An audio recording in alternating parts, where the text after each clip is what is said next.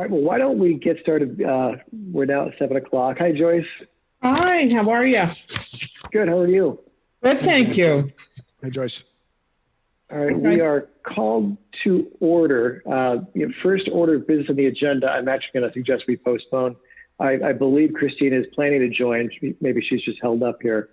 So why don't we come back to the election of officers and board reorg. And if we want to move to the next items on the agenda. Manny, does that sound all right to you? That sounds good to me. All right. So next up, Jessica's going to give us an update on summer reading program. Actually, I'm sorry, do we do roll call first? I believe we do. Yeah. See, I'm getting rusty. Maybe this is the last one of our online meetings. Let's knock on wood on that. All right, so our board of trustees, board and library meeting for May 18. First, Catherine Uden. Present. Kevin Penders. Here. Joyce Parlapiato. Here. And Colin Ernst here. We are waiting on Christine Eichel-Freeman. And we also have Manny Leet, Jessica Henderson, and Pam Riccio from the Boyd Library. There's Christine just about to join us. I've submitted her to the room. We have Jan Persado from the Friends of the Boyd Library. And we have Mike Weber and our friends at Foxborough Cable Access helping us out once again. And we appreciate it. And we'll give Christine just a moment to join, and then we'll have her do her own little roll call. And then we'll resume. Hey, Christine. Hi. Sorry I'm late.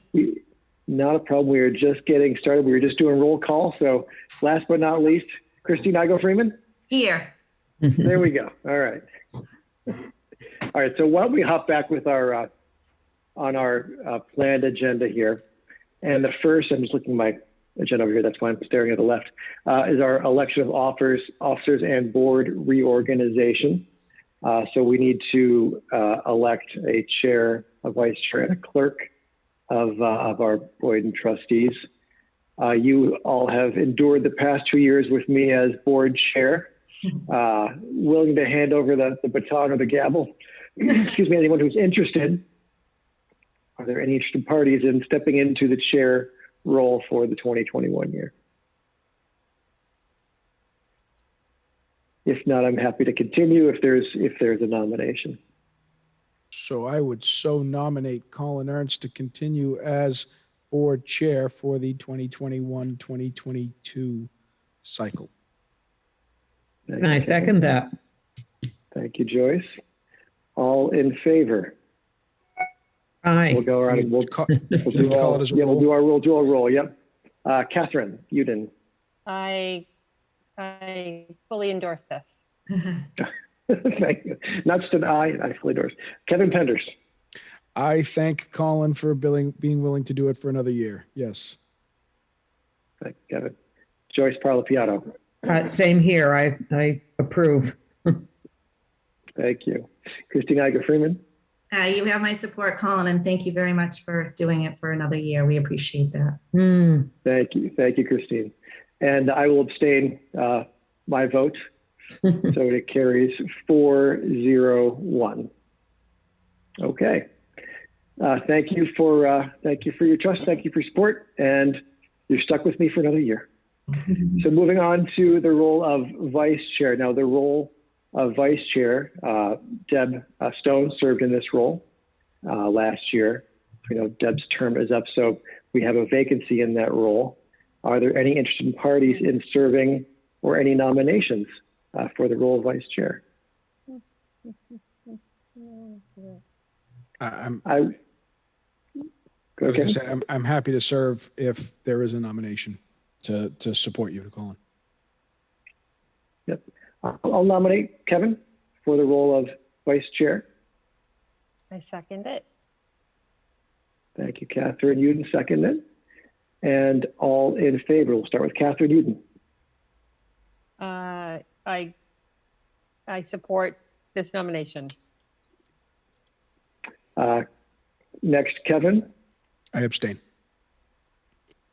Joyce Parlapiano. Absolutely. It looks like it's going to be a good year. Christine Igo Freeman. I support Kevin and thank you, Kevin. Thank you. And I support Kevin for this with great thanks. So we are 4-0-1. Thank you, Kevin, for serving the role of vice chair. And third, we have the role of clerk. Christine Igo Freeman has served as clerk past year. Christine, are you interested in serving again, or are there others who are interested in stepping up into this role? I'm happy to do it. If someone else would like to do it, I can step aside.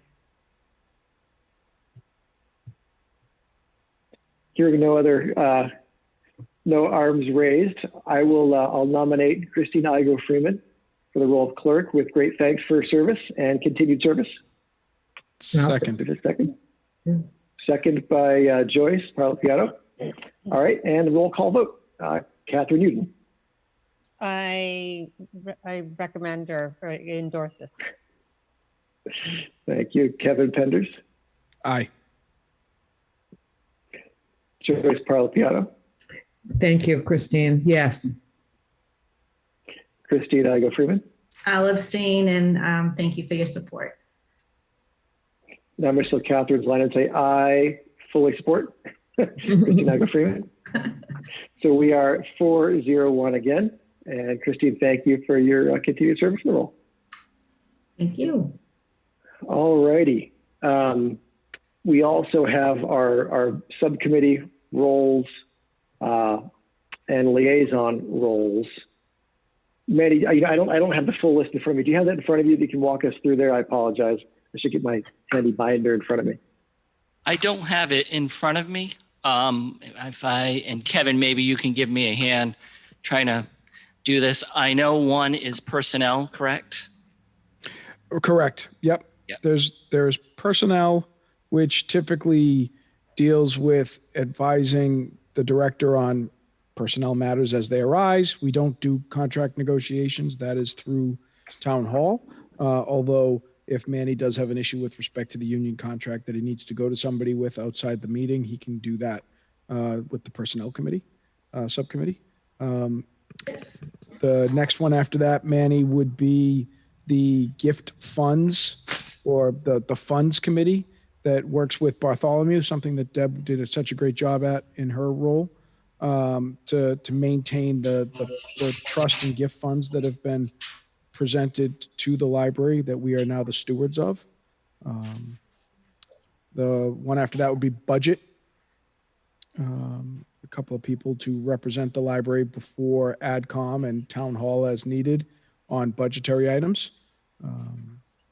That's 3. Those buildings. Yep, facilities? I have facilities. Yep, buildings that's and another facilities would be a 4th. I have events as well, the event And then- committee. Correct. We did the events committee in lieu of a technology committee. I think we moved away from that a couple of years ago to the events committee for the purposes of maintaining the Spinny speaker series and other items as they came up. And then the final one I have is in strategic planning, which has kind of been on hiatus for the past 14, 15 months.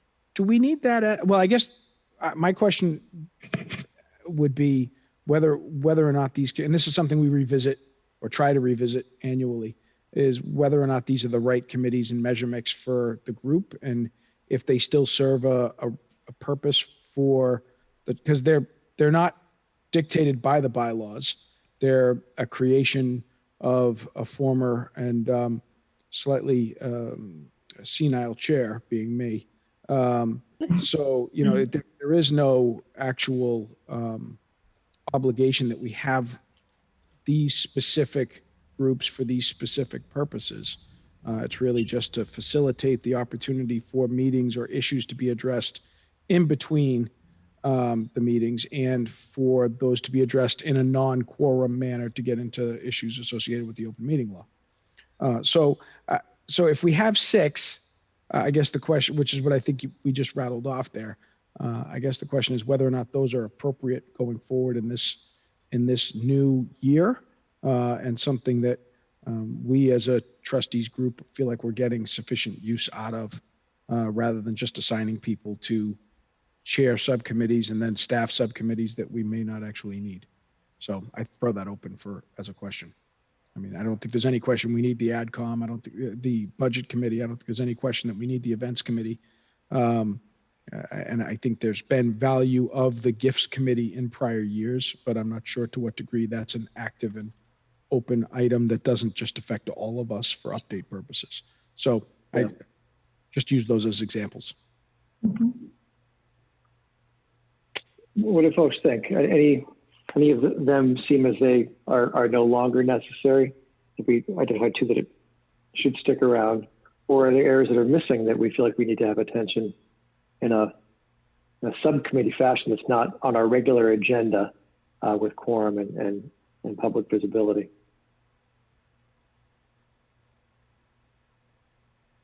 I think I just need a little more clarification on what responsibilities each of the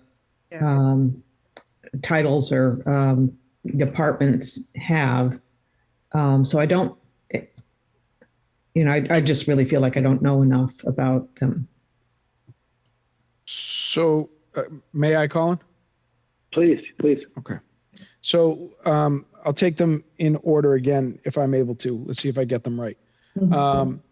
So the budget committee is exactly what it sounds like. It's the budget committee typically has been a member or two of the executive board, at least the chair, or if the chair cannot do it for whatever reason, then the vice chair, to serve in a role to work with Manny to help develop the budget, to walk through that for us as we get to the fiscal year process, to represent the library before AdCom and town hall. And then if questions do come up at town meeting, to get up and speak to it. So it's natural that somebody from the executive board needs to be a part of that because they're the de facto leaders of our voice. And, obviously any sort of ultimate issues and recommendations that the budget committee is making are being approved by the full board, but it's to allow for that work to go forward rather than just doing it 1 month to 1 month, because there's too much that happens in the November to end of February timeframe, and beyond, depending on certain years and certain issues, that it requires that not being noticed discussion. Otherwise, things will never get done on a time-sensitive manner. So that's what the budget group does. And again, the goal here, there's 6 members of the board. The goal here is to not put any more than 3 members on any subcommittee, because then you get into quorum issues and we step on each other. So that's what the budget group does. The event planning committee was created a couple of years ago, largely to address the long-term planning options for the Spinny speaker series and the not only the keynote speaker, but the events that wrap around that, and to be able to get a couple of people in a room with Manny or with Kathy Belharney or with Jessica, and plan, in advance, and make, decisions for the library as that event series comes together, so that they can be dealing with things real time and reporting back to the full board and getting our inputs and our blessings where needed, and so that can continue to go forward. Because in reality, if we meet 9 times a year or 10 times a year, that event doesn't happen. So that is usually chaired by someone. Again, Deb, Christine, I think Catherine has been involved in it in the past, but those, they can tell you more about the particular roles that are involved there. But it goes along with, are we doing it at the Rodman Center if it's open? Are we, who is it that we're engaging and bringing in, like Chris Bojalian or Gregory Maguire a couple years ago? What other events are we doing around it? And what's the theme that we're tying that all together with? Things like that. And how do we do that for the different age groups? So that we truly have the town's engagement in that series of events. So that's what the events committee is doing, or has done. Facilities is exactly what it sounds like.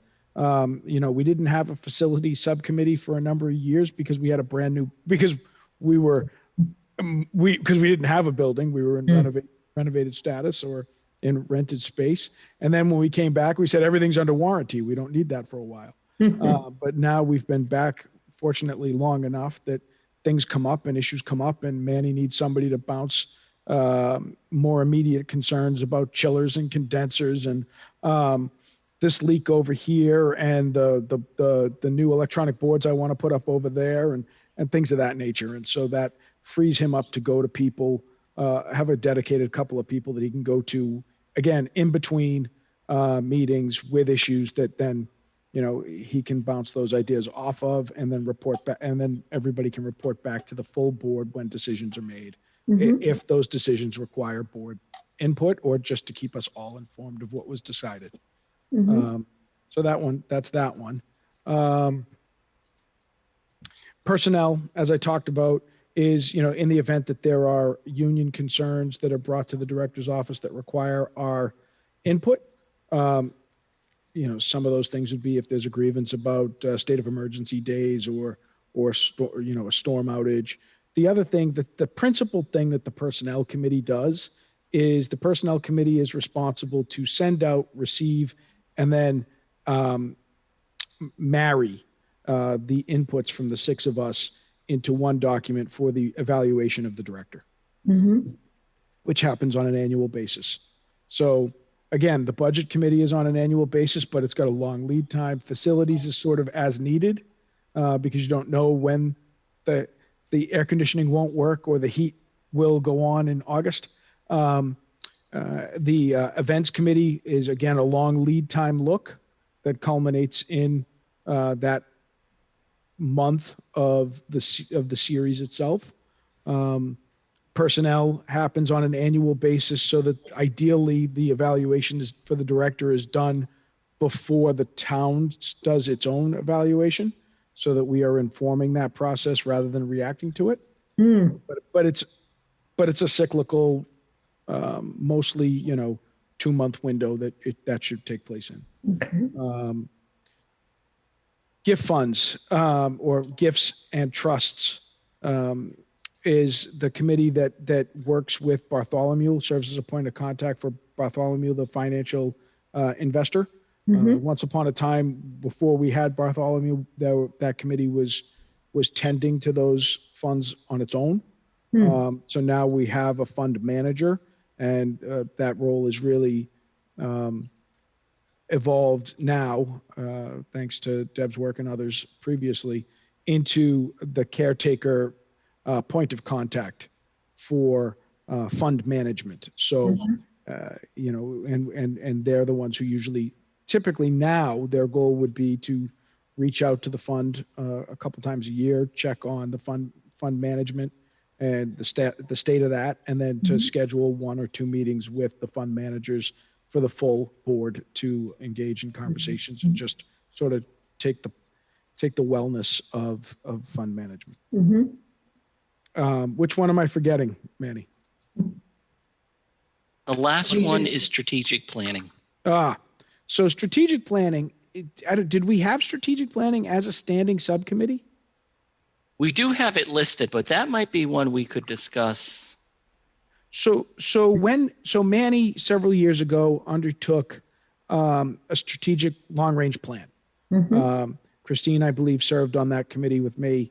And if somebody else on this committee did, then I apologize for forgetting who that is.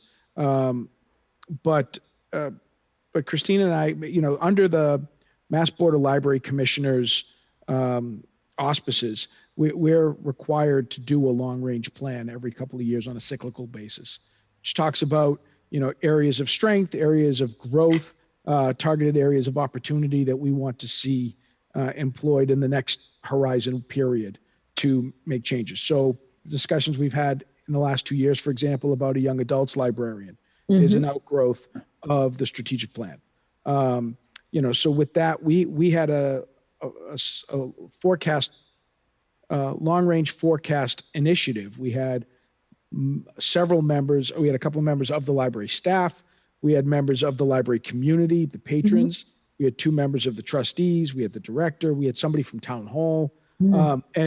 And we used that to sort of canvass the population to get a sense of what people were using the library for and what people wished we had that they weren't available, that wasn't available to them, so that we could do that sort of strategic planning to, what is our long look horizon, and how do we go about making the library as useful for the patrons as possible. So I don't, if we formalize that as a subcommittee, I admit I've since forgotten that. But the outgrowth of the strategic plan initiative was to serve as a touchstone document. Manny has a document. As a matter of fact, we all may have it in our trustee handbooks now. But Manny, put together a strategic plan, which he filed with the Board of Library Commissioners, which sits as our vision document, if you will. And then that should be revisited on a periodic basis. And I think, Manny, it's once every 5 years, but I don't know if that's an accurate statement. That is correct. Okay.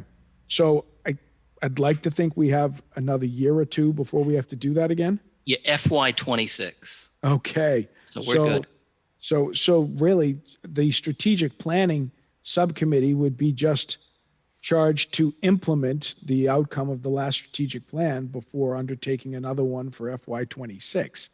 As we're going into FY22 now, my personal takeaway would be I'm not sure that could rest. That committee needs to be an active committee. In fact, I think what we're all sort of left with needing to implement the strategic plan either way.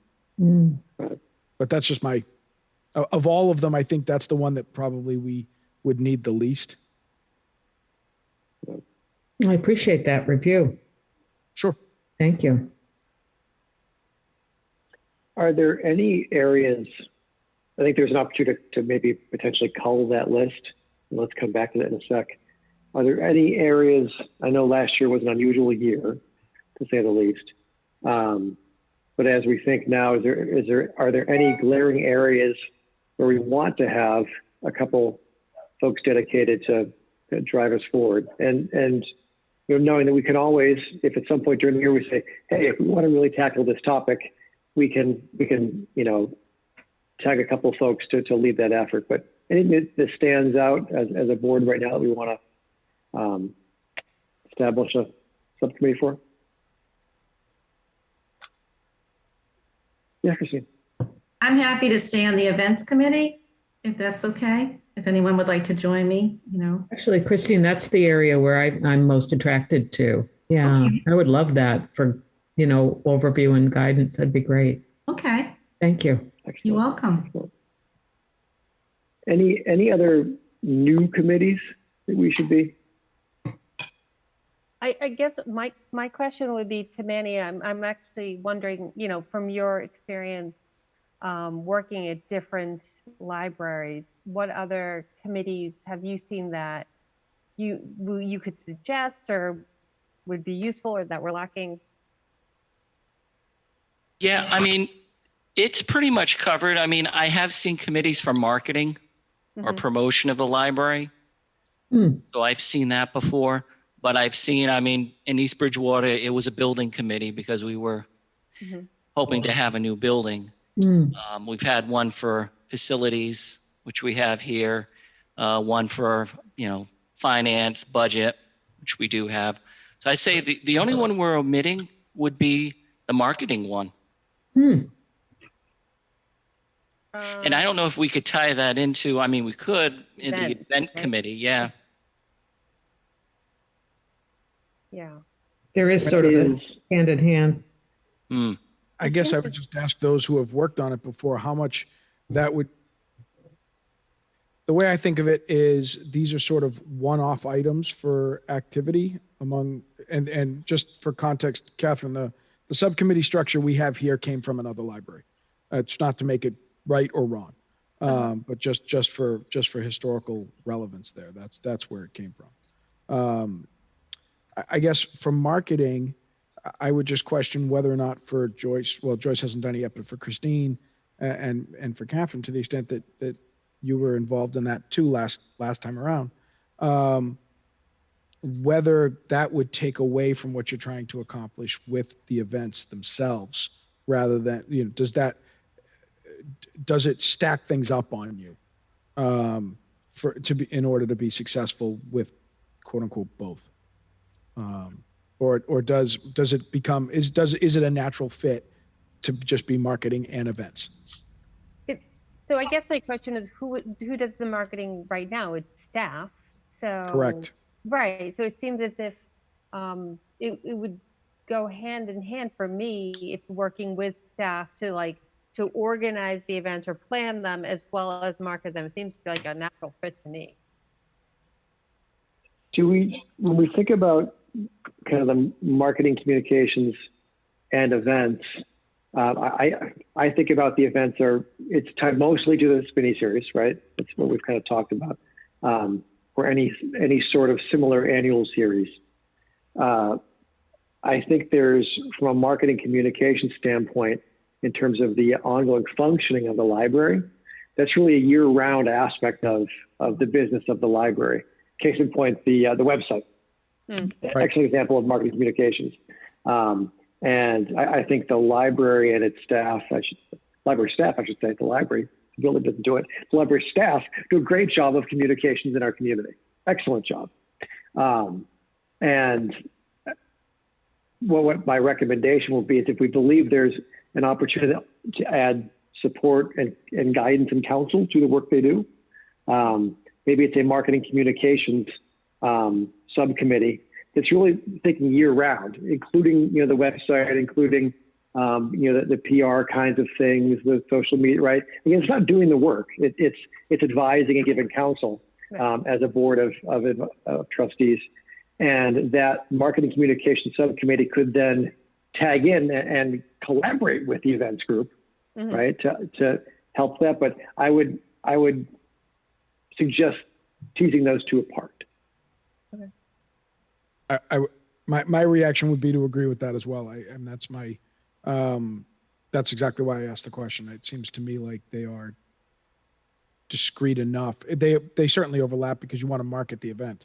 But and again, these subcommittees are designed to serve as a year-round resource for their areas of specialty, rather than for just a default operating arm. So I agree in that context where staff has done such a great job, whether it's on the website or on Facebook or on other media, getting on the Reporter. Getting things out there for folks to know about what's happening. It seems like having a support resource from the trustees that doesn't require a full board meeting to discuss something is a worthwhile resource. Right. Colin, the only other thing I wanted to add regarding subcommittees, and then I will be quiet and let others do it, is I think if personnel, going back to the personnel committee, if the personnel committee's charge is really to do the annual evaluation and be available to Manny on personnel issues as they arise, I would think that a lot of that could be absorbed within the existing executive structure. I would think that the clerk could send the evaluation around and compile it rather than having a subcommittee to do that. And I would think that if there are personnel issues that Manny needs to bring to the board, he could bring it to the chair. What do folks think about that? I liked it. Great. That sounds good. I liked it a lot. Great.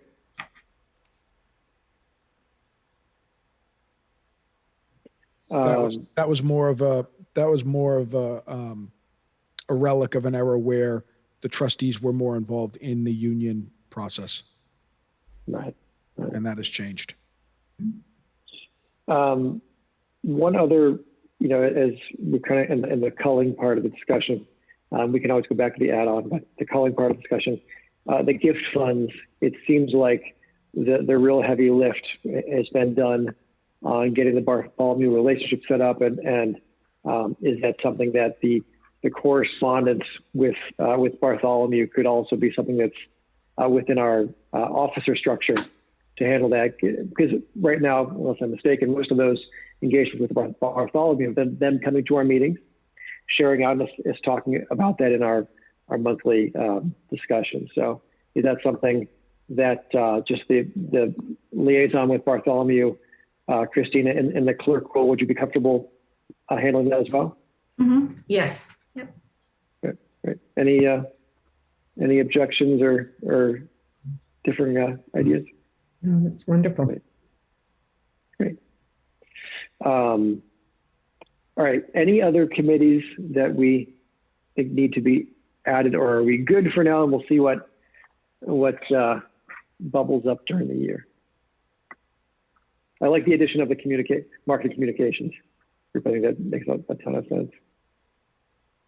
All right. So why don't we have, I'll go through them again. We have buildings, facilities, we have budget and AdCom, we have events, we have marketing communications, and I think strategic planning we took off the list, correct? Right. So we have 1, 2, 3, 4. Super. So we're each scrubbing in on 1 to 2 of those. I don't think we need to have 3 people stacked on each of them, and leave some space for our eventual 6th trustee as well. So if I can make maybe just a couple suggestions, then we can raise our hands. But I'd like from a budget and AdCom standpoint, I'd like to have the chair and the vice chair on that committee. And then on the Marcom, Catherine, would you like to serve on that group? Yeah. Excellent. And Christine and Joyce have already raised their hands for the events subcommittee, which is fantastic. Buildings and facilities, Kevin, given that you were here when they laid the first brick, would you like to be on that? That sounded meaner than I wanted it to be. Yep. Okay, awesome. All right, so we've got, I guess, 1 more on the communication, 1 more on the buildings and facilities. I can do buildings and facilities with Kevin. Okay, great. Excellent. And then marketing communications. I'm happy to do that, unless someone else wants to. George, do you have, So based on that, does everybody have 2? Well, and I'd be happy to also with the marketing. So we're treating that as 2 separate. Yeah. Okay. Yeah. But I think I would argue that having somebody on both will help with the overlap. Yeah. Yeah. Can I suggest? I want to be cognizant or sensitive to the fact, Christine, we've tagged you with two of the tasks of the subcommittees we have done away with. So, of course, we can all scrub in sub quorum on any of these, but I'm going to suggest maybe Joyce tag up with Catherine, because we're kind of loading you up with a bunch of stuff. Okay. Above and beyond. Okay. That sound good? Yeah, all right. So just to recap, we have. Sorry. That's great. I'm sorry. Okay. So we have buildings and facilities is Kevin and Catherine. We have budget and AdCom is Kevin and Colin. We have events is Christine and Joyce, and we have marketing communications, Catherine and Joyce. So I'm the only slacker that's not either taking on new tasks like Christine and on a second committee. So it's the privilege of the chair. There we go. Perks. Excellent. Any other thoughts before we conclude this part of our discussion, or anything that we've missed in terms of officers and board reorganization? Only that, as you pointed out, when we have our eventual 6th member, we'll need to find some opportunities for their engagement as well. But that may free up some of the double dippers. And I think, for someone that's newer to the board, maybe a 3rd member on those so they can learn a bit more context of what's going on. Definitely. Excellent. So just as we transition out of that topic, I failed to, at the start of our conversation, to congratulate Joyce on her election to the board. Mandate of the people. Congratulations to you both. Yeah, thank you. Thank you. And as you know, there was a write-in candidate who secured enough votes, and there's ongoing discussion with Town Hall on whether that individual is deciding to move forward with that and join us. So stay tuned. There are, we won't go into this in this meeting, but both Bob Cutler and I have reached out, and we're hopeful that an individual will join us, and will be, I know it will be a great addition to our group. So stay tuned there. Nice. Colin, in the event that candidate does not join us, I would just note for you that I did receive a call from another individual who was anticipating that the seat might be empty, and that they would and that they had some interest in taking it. Okay, excellent. I appreciate that. We'll keep everyone posted on that. And if you would mind, Kevin, keeping that individual that you've spoken to posted on where things stand, and extend our appreciation for their interest in. I have done so. Yep. Excellent. Thank you. All right. Next on the agenda, thank you, Jessica, for your patience as we've worked through all of our structural gymnastics here. We'd love to hear about the summer reading program. Right. Well, it relates to both events and marketing and communication. So I feel very on topic. On marketing, we recently purchased a product called Wowberry, which is a software to help us market the library collection. Wowberry does a weekly email of the newest books, movies, and music at the library. It can also do social media posts. So if you're on Facebook, you may have seen posts of new children's materials and new adult materials. And Wowberry also offers widgets for the website that can be, a children's widget, a teen widget, an adult widget. And I like Wowberry because it's easy to use. So you set up your alert once and then it's done. And it stays that way until you change it. I'm enrolling people for the newsletter who are registering for programs. And I have that stipulation in the program description that by registering, you will be, subscribed to get an email about the newest books, movies, and music at the Boyden Library. So new, fun marketing product. And slightly different, but also, since I'm on the topic of digital products, I've purchased some new databases after talking to the school media specialists. So I communicated with them via email about what databases that the library had that they were happy with, what they're using, what they might like to see. And I've added Scholastic Bookflix, which is a very high quality fiction, nonfiction, read aloud, engaging product. And then we have Scholastic Teachables, which is teacher support and would also be storytime support, which has a lot of handouts for teaching, young kids. Lightbox is reference teen health and wellness, in trying to up teen services. I'm hoping that having a high quality, good source of information about the really tough health issues that teens go through, mental and physical health, will be good. Also Teen Book Cloud, Bob Rossetti, is in favor of, and that's a database of ebooks and e-audio with a range of things from classics that they might have as assignments, as well as graphic novels. So those are new products that will go on the website when it's up and running. And then on summer reading, we have a hefty series of events planned. I've started doing outdoor story time at Payson, it's wonderful. It's a wonderful location. There's ample parking. It's quiet. The playground's lovely, can hold a lot of people. So I've started some outdoor programming. And then for the summer reading program itself, we have a teen kickoff party with henna tattoos and ice cream. We have a few magic shows, Big Ryan's Tall Tales, a puppet show, and then the Teddy Bear Picnic is on Thursday, July 22nd. Margie wrote a proposal asking for Pat Patriot to come. We're hoping that maybe that'll happen as an added. The band is new.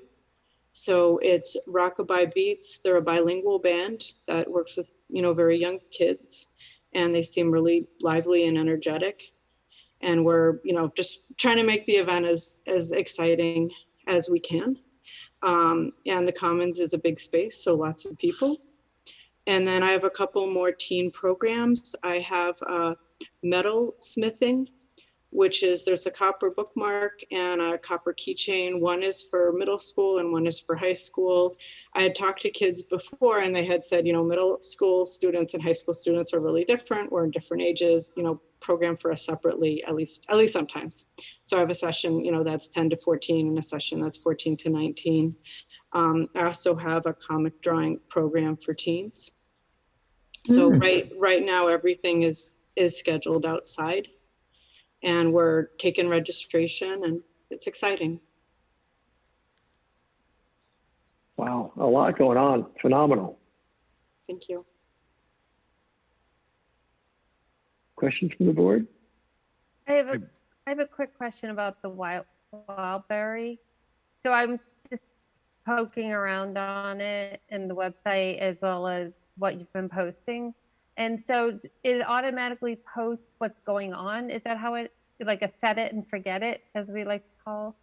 So Wildberry it markets the collection. Right. So it draws items that have been added to the collection that week. And I've scheduled, and I've been playing around with it. So, some of the posts are inconsistent. It's because I'm learning how to use it. But I've scheduled a weekly Saturday 10 a.m. of new children's items. And then I think it's a weekly Wednesday of all new items. So 2 posts a week. And I hope that's a good amount. I really want one that's just children's since I buy those. Since I buy the children's, I like to see a beautiful email of all the things that I bought that have been added to my collection. And I like it because it's, I buy them, I see them on the shelf, I see them on Wildberry, and it's, it's specific to Boyden. Versus our catalog, our catalog, which is all of sales. Yeah. So you basically can click like children's and click like this, and it funnels it down and sends it out at the times that you schedule. Yes, it is not perfect. Okay. It is technology. And sometimes you try to do something and it doesn't work right. But yes, it is automatic. It is scheduling automatic posts. Yeah. Good. And set it and forget it is good. But again, you can modify it and change it. And there's all sorts of stuff that can happen. It's set it and forget it. And for people who want to subscribe to the newsletter, they can subscribe and they get it once a week. Jeff, the owner, his suggestion to me was that I enroll people myself rather than asking them to subscribe. But yes, it's all set it and forget it, all of it. And the widgets for the website, same thing, just a scroll of new books that's always updating. Yeah. Quick question on you said the owner said you should be subscribing people to the newsletter. Could you just say a little bit more about that? So right now, when you register for a children's event, I have on there, by registering for this event, you will get a weekly email alert of the newest books, movies, and music at the Boyden Library. So I'm, So they've opted in and they're not. Yes, and they're also, when they subscribe to events, they're also getting added to constant contact email lists. And, and again, it's like, you can unsubscribe at any time. Yep. Great. Other questions or feedback? Oh, very exciting. Second that. Yeah, Jessica, it sounds like you've got a great summer plan for folks. Thank you very much for your creativity and your continued engagement for them. That's awesome. Thank you. My staff is still working hard on all their kits and all their grab and goes. and they really like doing them, and people really like getting them. So we have the weekly grab and go crafts. They're really popular. We're going to keep doing them all summer. Casey has a STEM challenge, and she's looking at more ideas for kids. I think kids is a COVID development that will continue after COVID. Like people, they like coming to the library to get an activity kit that they take home. And I think it's a lasting appeal. Interesting. And just Jessica, thank you for, including teens in there. That's really nice to hear that, you've got things for all ages, which is great. Really some dynamic stuff for the teens and tweens. So thank you for that. Thank you. I'm hopeful. I'm talking to the friends too. We're going to do a bookshop, and Janice and I have talked about this, and Bernadette and I, to have a bookshop in the YA room. That's a specific teen bookshop because, teens, like everybody else, they like shopping. They like picking out their own books to buy. So just as another, draw.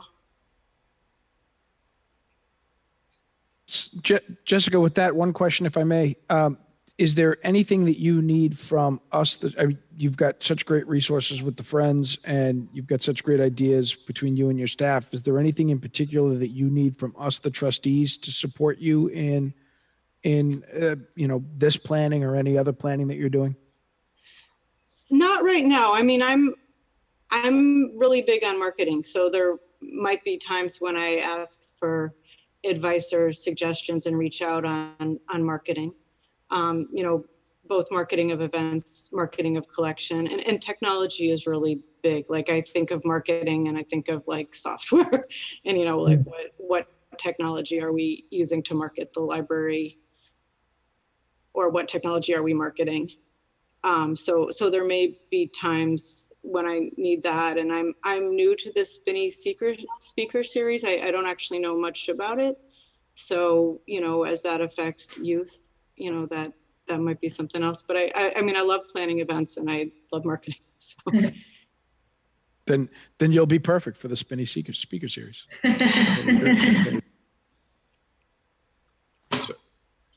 So just to put some color on that for you, we've had 3 different guest speakers. A lot of towns did what I refer to as Foxborough Reads for a number of years, where everybody in the town gets the book, and then there's a couple of events that culminate with a discussion about the book itself, whether it's the namesake and so people watch the movie, and then there's this and that, right? Where we got away from that a few years ago was trying to build a series that people knew was coming to town at a set period of time that was around the library, that was really being run by the library. And so we've had 3. We've had Nathalia Holt, who wrote a book called The Rise of the Rocket Girls. She was our kickoff. And so everything that was done as an event around that dealt with the stars or dealt with STEM. And with a big emphasis of STEM for females. So there were all different age groups that had different events there. Then we had Gregory Maguire, the author of Wicked. And so everything that came around that had to do with Broadway and Wicked and witches and things of that nature. And then the last one we had was Chris Bojalian came in to speak, and and Christine was instrumental in that. So I can turn that over to Christine and Manny. But just for context, we try to come up with things. We have had in the past a very supportive donor who has donated money towards the keynote event, which frees up the opportunity for us to then do other events that the Friends have supported or that we have used the library's trust funds to support, to try to make it as relevant as they are, to try to make it different than just a quote unquote speaker series that just sort of runs throughout the year, make it sort of a keystone thing. Wonderful.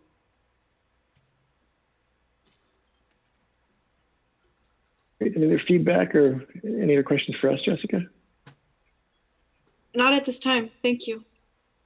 Well, fantastic job of, if you've built this much momentum during a pandemic, I can't wait to see the work you're doing once we're all back and can be in person. So really appreciate and thank you for all the phenomenal work you're leading. Thank you. Thanks. All right. Anything else? Okay, so we're going to have some more serious. Moving on. Yes. To public input. Any public input? No input. No input. All right, we're rolling right along. And I may try to move our we're closing in on our second hour here, so I know we got a lot to cover still with COVID. So I'm going to make our pace brisk. Next, approval of the minutes. Any questions, comments, corrections in the minutes from our April 13th, 2021 meeting? So moved to approve. Moved by Mr. Kevin Penders, seconded by Christine Igo Freeman, and we'll roll call to vote. Catherine Uden. Approve. Kevin Penders. Approve. Joyce Parlapiano. Approve.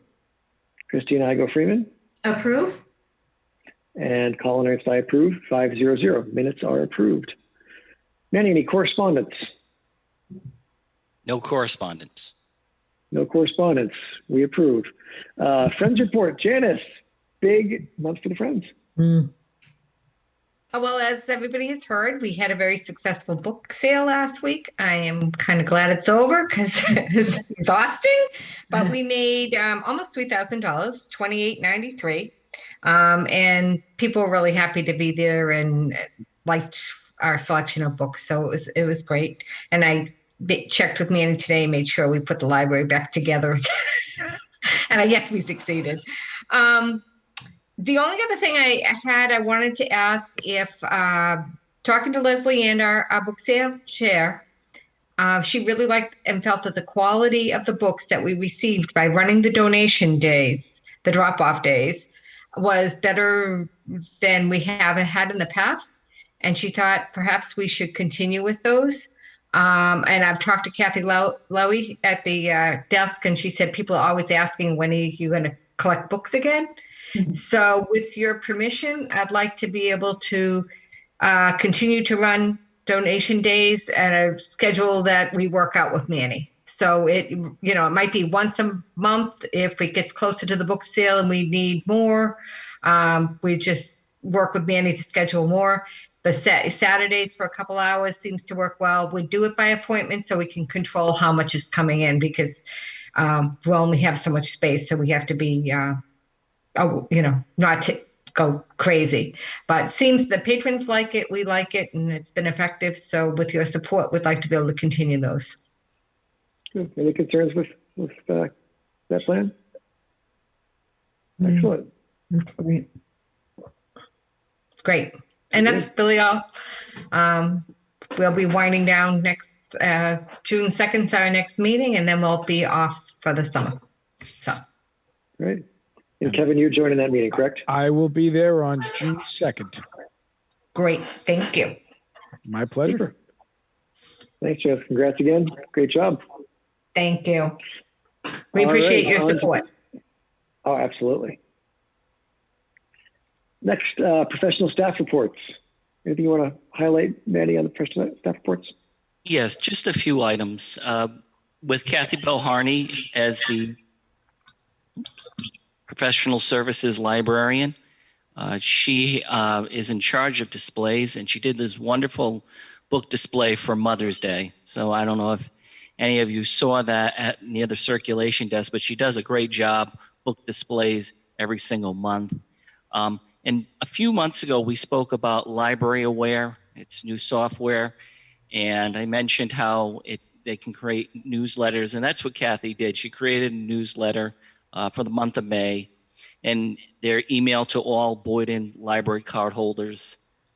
So that's one of the ways that Library Aware can be used. Going to Suzanne, I don't have anything with CDs, so I don't have any music reviews this month, but purchasing DVDs, YA books. Moving on to Jessica, and Jessica already touched on the new databases, Lightbox, Scholastic Teachables, Scholastic Bookflix, Team Book Cloud, and Rosen Health and Fitness. Fantastic new databases and resources for youth services.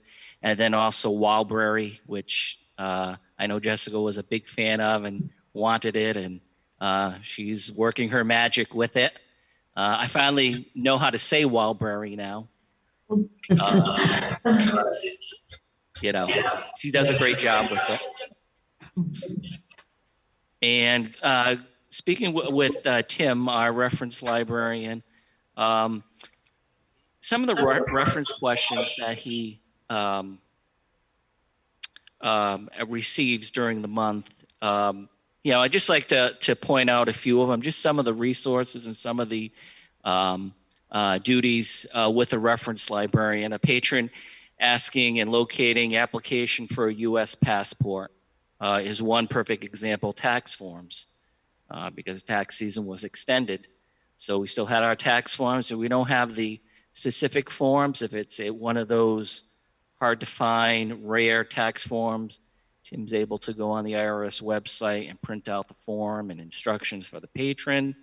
And also helping a patron navigate the RMV website, which is never an easy task for anyone, but Tim was able to do that, renew a registration, and had a patron come in with a drawing of a bird and was able to help and assist the patron with various bird guides on what bird was drawn by this patron. Those are just some of the few, reference duties that Tim has for the month of May.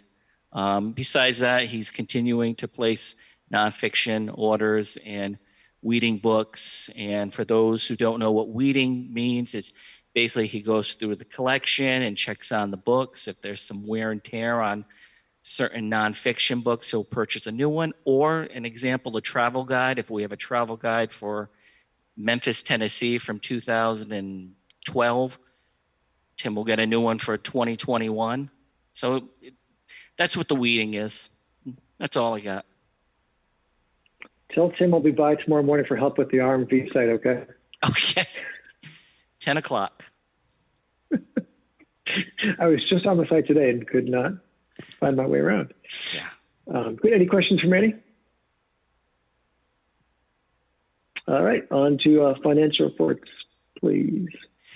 Yeah. So this financial report is through April 2021. We should be around 84 to 85%. We're currently at 83, so we're in the range to 100%.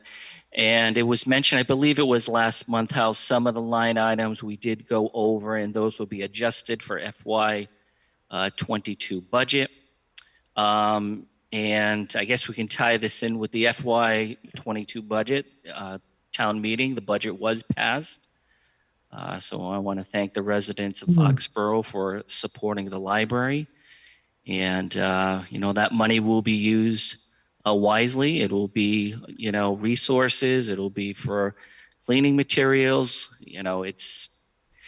We're looking forward to FY 22 because I think there's a lot of big things on the horizon in this upcoming fiscal year. Very big. Still the unknown, but still, big things. Into the great unknown. Yes. Any questions for Manny on financial reports? If not, we'll head into your director's report. Oh, sorry, Kevin. So not so much a question as a statement.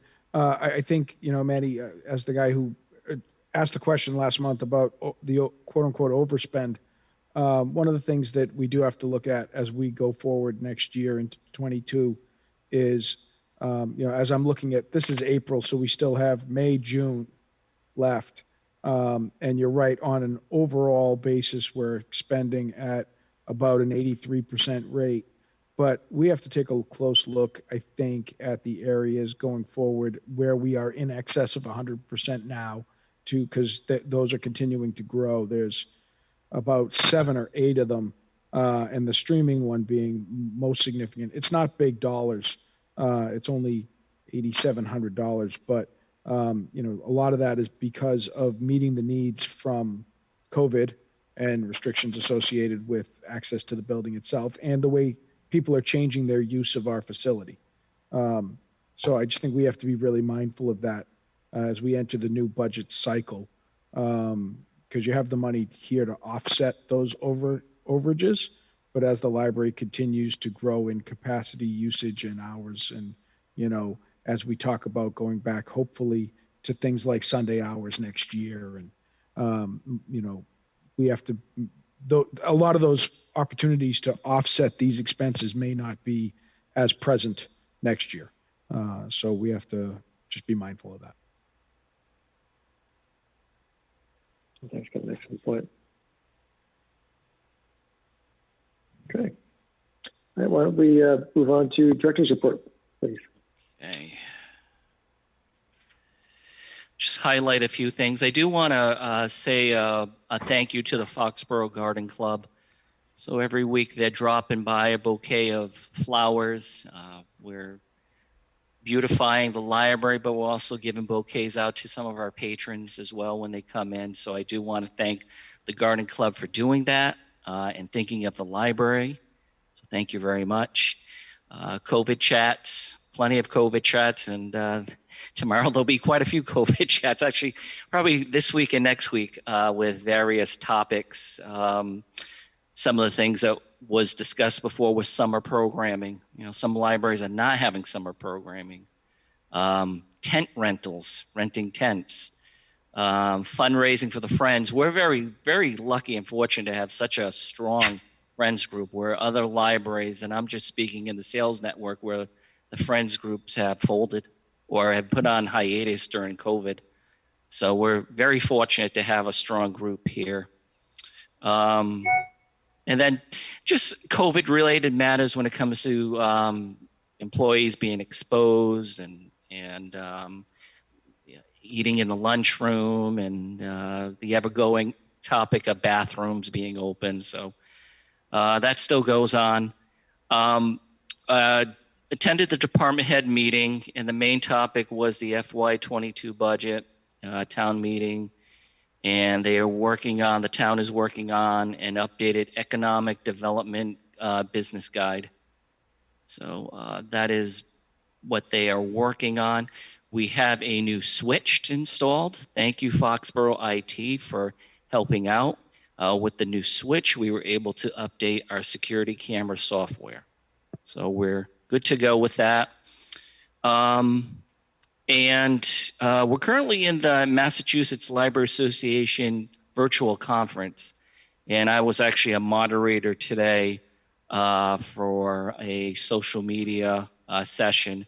So I've been attending those. Jessica's been attending those, and Casey and Karen. I'll be attending a couple of more, all virtually. So we've been doing that. And town meeting, budget was passed, and the union contract was renewed. It was only a 1-year contract, and it's basically just a carryover with the intention of, in FY22, to begin negotiations for the next 3 years. That's all she wrote. Questions for Manny?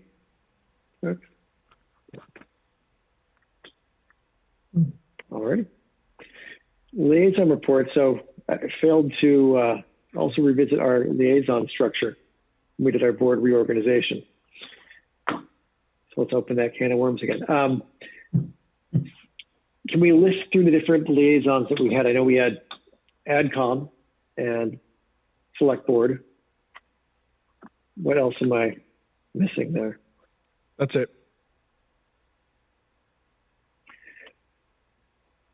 I'm going to recommend that we, because we have the budget AdCom, we kind of melded those together.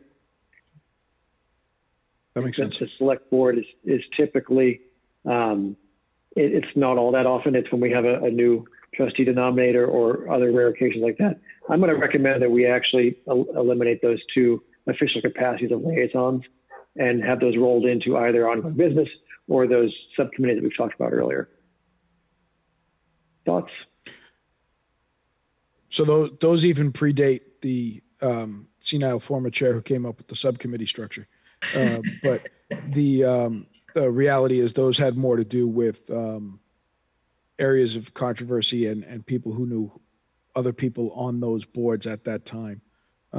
So I would suggest that if the selectmen need to get in touch with the trustees, they would do so through the executive board, however that's comprised on a year-to-year basis.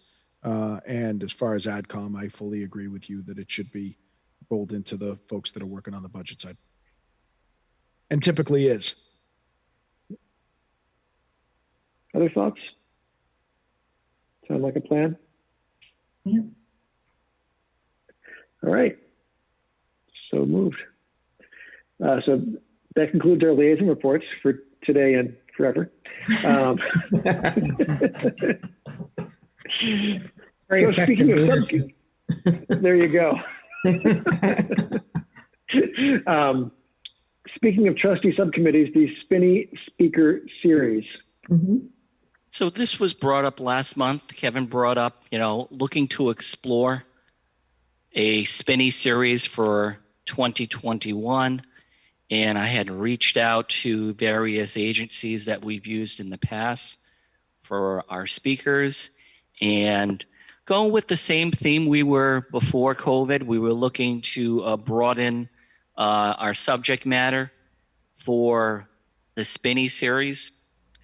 And I have a list of authors that was sent. I believe I sent it a few weeks ago, and then I sent it with the packet with recommendations from myself. And I'd like to just speak on those two now, and then we can discuss any other authors, or if you want to discuss that we, table the series for an additional year. But things are looking better in the state of Massachusetts right now.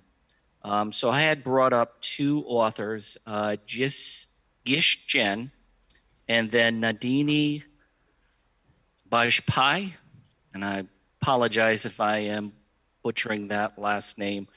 I actually had a conversation with Nadini about her two books, and her new book has just been released, and it's called Sister of the Bollywood Bride. And I was asking her about it, and she says it's just like My Big Fat Indian Wedding instead of My Big Fat Greek Wedding, the movie that came out many years ago. It's based on a true story, personal story for her, where her sister were to be married on Martha's Vineyard, and Hurricane Irene came through. And apparently the Indian wedding, was supposed to be this huge, extravagant ceremony, and then it had to be condensed in a smaller location because of Hurricane Irene. The story takes place in the Boston area. And then her first novel is called A Match Made in Mahendi. And again, I apologize if I'm mispronouncing that one. And that story deals with the family tradition of matchmaking. This one more has a young adult spin to it, where a high school student creates a matchmaking app, and it's a lighthearted story. And so that was her first one. So as far as the costs, Gish Jen does have a larger bibliography, but as far as costs, she's a lot more than Nadini. And I did, again, this was a few weeks ago, and again, everything's just changing, on a day-by-day basis right now. So I was, was taking taking into account if we do a Spinny speaker series, would it take place at the Rodman Center? Would it still be closed? Would we have it here at the library? So I was looking at that. And then as far as programming, and I was just looking at Nadini's, both her works have an Indian culture behind it. So I know we're doing a henna program, but maybe we could revisit that again if it's very popular. or we could explore the culture of India. I'm a big fan of Bollywood. Explain what Bollywood is. Why do they dance in the middle of a horror movie? The tradition behind that.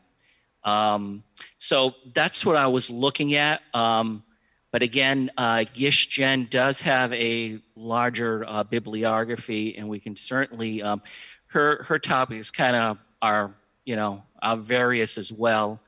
So I was just looking at cost. Nadini lives in the Natick area, so it's not far as far as like a cost for travel. There wouldn't be any. So I was just, this is what I have. We can certainly discuss other authors on the list, or if you want to have a spinny speaker series where we would host it. I know we'll have to discuss this further. We're not going to decide everything this evening, but I thank Kevin for bringing this up, because it really, opened the floodgates when it came to the authors, and just various programs that we can have and introduce to, our patrons when they're starting to enter the building again. So look to our events subcommittee folks to maybe take the lead on the discussion. Okay. Those sound great, Manny. Thank you for, doing that. I'm just trying to think of some, like you said, when it comes to programming, what kind of things we could incorporate with those. And I'm sure we could, be very creative and come up with things that we, just like we've done in the past for all different ages. I don't know much about that culture, I'll be honest. So I would have to be doing some research myself, which I'm perfectly open to and would be happy to do. And just see what other people think, of those choices, or the reality of doing this, are we thinking about the fall like we have in the past, or? Yeah, another program I had thought of, if we do go with Nadini, one of her books does take place during a wedding, and just learning the culture of the wedding and the wedding attire, which is that's a whole subject into itself right there. It's so funny that you say that, because I've attended an Indian wedding, and it was remarkably unique, both in its presentation and one of the things that I was struck, not only is the food, the celebration of the food, an introduction, a different presentation, but especially the fabrics. Yeah. And I think it would be fascinating to share that, because, most of the brides, they certainly don't wear white.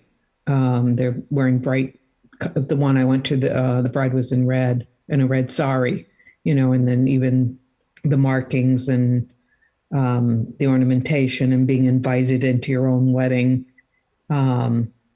It was a tradition that couples invited to the reception, actually, piece of it, as opposed to hosting it. So it is some really nice cultural differences, and approach is very different. So I think that would be interesting. So it gives us a chance too to look at how we can introduce different foods and different fabrics and then different customs, and what would make those things different. Mm-hmm. Yeah, I appreciate, Mandy, with your recommendations, focusing the series on broadening our perspective from a diversity and culture standpoint. So I think there's a lot of opportunity for us to really delve into that with this series. So appreciate that and agree, similar to what Christine and Joyce have said. How about in terms of the logistics? Should we chat a bit about, I think it sounds like there's some support in concept for not only the authors if the budget works out, and some of the potential surrounding events. But when we think about now being, what is it, May 18th, and the event typically 5 months from now, maybe we talk a bit of logistics and kind of open up the history books of how we've done this in the past, and just kind of talk about some of that from a practicality standpoint. I know, Kevin, this some of what you were bringing up a couple meetings ago. So, I mean, Christine's better served and Manny are better served to speak to that. But certainly there's runtime involved with mapping out the speaker, the facility, I think we're on time if we were to move forward with doing one. Arguably, maybe we're a month late. But in terms of mapping out events and programming and building things around it, I think there is time logistically to do, or at least in the past, there has been time logistically to do what we're talking about doing. If we're looking at a late September, early October, which is typically, I think it's usually right before Columbus Day weekend is when we typically try to land the jet on this. And that's a really bad parlay to where I was going to go with my comment. So I apologize in advance. But looking at the list, Manny, that you have sent us, I would be remiss if I didn't throw out one other. I think that the idea of cultural diversity, like Colin has raised in the past, I stand entirely in doing. And I think that the two speakers that you have on the list that we've spoken about at some length here bring an opportunity for us to do that, especially with Nandini and the sort of cultural richness that can come from her event. I was looking over the list of the rest of the names that you sent. And I know you got them from elsewhere. It's not necessarily your list as much as it's a collection of available names. So I had two comments that I'd be remiss if I didn't say here. No, number one, I think that the majority of that list is representative of available and marketable authors, rather than meeting the niche that the board has challenged us to try to do in the next series if we're doing one. In terms of the diversity aspect and raising more cultural awareness aspects. And so it surprises me myself that the second comment I have is, after having talked about diversity and having talked about female authors and supporting all of that going forward, one thing I did want to flag for everybody, and because of the timing associated with it, is the first speaker on the list. This first speaker on the list is all about 9/11. And we are, believe it or not, at the 20th anniversary this fall of 9/11. And as much as I think cultural diversity is critical for our commentary here, and doing an event around it is so important, I question whether or not we should be taking a moment to recognize the poignancy of the 20th anniversary.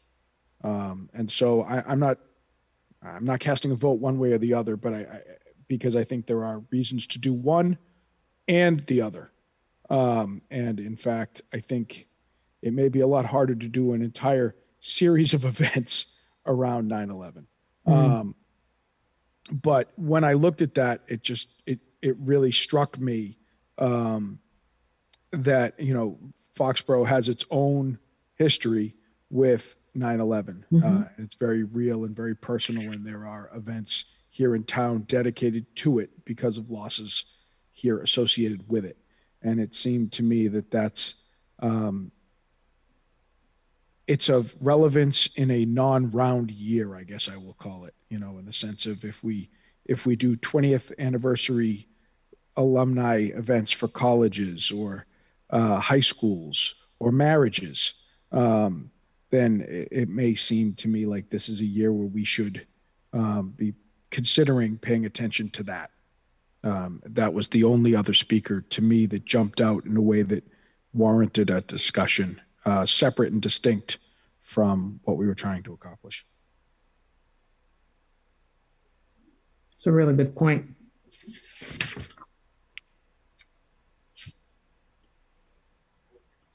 The one thing I think, and I agree, Kevin, there's, I think, the importance of recognizing and honoring what happened 20 years ago this September. I'd want to step back as a group and think about what's the right way to recognize, remember, and honor what occurred on 9/11, and what are the goals for this speaker series and its place in the community, and do those align? The answer may be yes, but it may be no. So I want to step back and just think about the purpose and the way in which I think what the series has done, engaging different segments of our population of this town of age and interest tied around a series. And I'm not opposed to it, but I want to be sure that we're mapping purpose of honoring 9/11 and purpose of the series and its role in the community, that those map. I would want them to map extremely well together for us to match those two. Otherwise, maybe there's different ways that we can do something for both. And we don't need to settle that discussion today, but I just want to encourage us to look at it through that lens of how do we support and honor both purposes. Totally agreed. And I think it's a question of, ideally, it's something that I would encourage us to empower. To the extent it would be great if it was a slam dunk and you wanted to just move forward and empower the events group to just start. But it may be that with this list and with feedback tonight, that's something that they're able to consider and process, and we could launch them in June if we're not of one mind this evening. Could we start it sounds like there may be a Joyce and Christine, a short list of 3 authors that seem to at least have mentioned this discussion. Maybe Mandy, you can check their availability and cost, and we can start looking at logistics of dates of availability, whether the Marilyn Robbins Center is available, or whether it be so. Start to line things up to see, okay, what's even doable, and that may drive some of our decisions. But maybe in June, Joyce and Christine can lead a discussion with the Board of Trustees and the staff attending around what's the appropriate way to proceed for the goals of the series. And so that's in preparation of the next month's board meeting. Okay. I'm fine doing that. Yeah. In the past, has there been a budget, and I'm asking for history as far as, or how are the resources captured for doing these programs? So I don't see it as a line item on a budget. Yeah, usually we meet as like a subcommittee and meet with Manny and kind of come up with like a budget that we think is manageable, and then we bring it back to the whole board. Okay. This is what we're thinking. These are the activities. These is the and this is what we would like to kind of just go through it ourselves and then ask for approval. So we can do a proposal. Yeah. Okay. And in the past, we've had a benefactor who has made a substantial donation. That's what I assumed. I just didn't know what to follow, for history. Thank you. Christine, Joyce, anything else on the series we should cover today? I don't think so. I think you've brought up a really good point, though, of giving us some food for thought of how to move forward. Yeah, I will reach out to the agency I know the fee for the 2 authors that I brought to the table, but I can certainly reach out to the agency that represents the other author. You can do that. Great. Zukov. If you and Christine and Joyce can communicate between now and the next meeting. So we'll Excellent. Yeah, and I know for availability, those two authors that I had presented, I know they are available in the fall. Their fee is kind of from one spectrum to another. So that's, I'll reach out to the third author. We'll check availability, fees, and then Marilyn Rodman. I'm guessing they will be open, and checking their availability because, Okay. They could have a lot of demand. Yeah. Hey, Janice. Is there any reason why we can't do both? Could we do the book as kind of like a Foxboro Reads to recognize, and then later in the month go into the spinning series? Kind of, you have your low and then have your high, it sounds like. I mean, from my perspective, I don't think there's any reason why we couldn't do both. And I guess the question, I just wanted to represent it. I wanted to pose the question of, if you were going to be able to do an event series, what would it, and this is what I would ask Joyce and Christine and Manny to be thinking about, and Jessica and maybe Kathy as well, right? Is if you were going to be doing a speaker series on X, what would it look like? If you were going to do it on Y, can you do it at all in a way that, as Colin notes, is appropriate and respectful and manages to be meaningful? If not, then yes, is there a way to do something with the with the anniversary, assuming that that's the one that we're not moving forward with as a speaker series, that is timely and responsive, and then yes, whether that's us funding it or the friends funding it and we come and ask you for funds, or is it something that we're doing together, and how that all comes together is another question mark. Yeah, but it's that way they've got some of the options. It seems like the town is apt to do something, and for the 20th anniversary, I would guess, and perhaps we could partner with them for that event and keep the spinny series separate. Just a thought.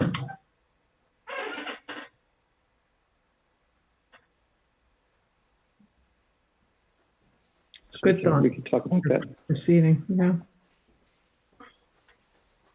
So we'll explore that next month as well in context. Excellent. Thanks, Jen. All right. Anything else on the speaker series before we move on? Interesting. Just to say, ask Manny if, once he gets that information, if you could just let Joyce and I know, and we'll keep in touch over the next month. Absolutely. Thank you. All right. Thank you, everyone. Why don't we move on to new business? So just an update on the website. So a rough template has been created and has been sent out. Jessica is working with the webmaster on the children's or kids page and also the teen page. He is working on the header and the logo area. We had images of the exterior, and that took a little while to get. We wanted to get the photographs that were taken from the architectural firm LLB. So I did have to reach out to them, and then they had to reach out to the photographer and ask if we could use high quality, high resolution photos of the exterior of the library.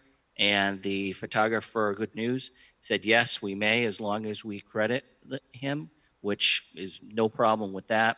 So those photos have been sent to the webmaster as well, because they have fantastic photos, especially the one at night. That one is probably my favorite.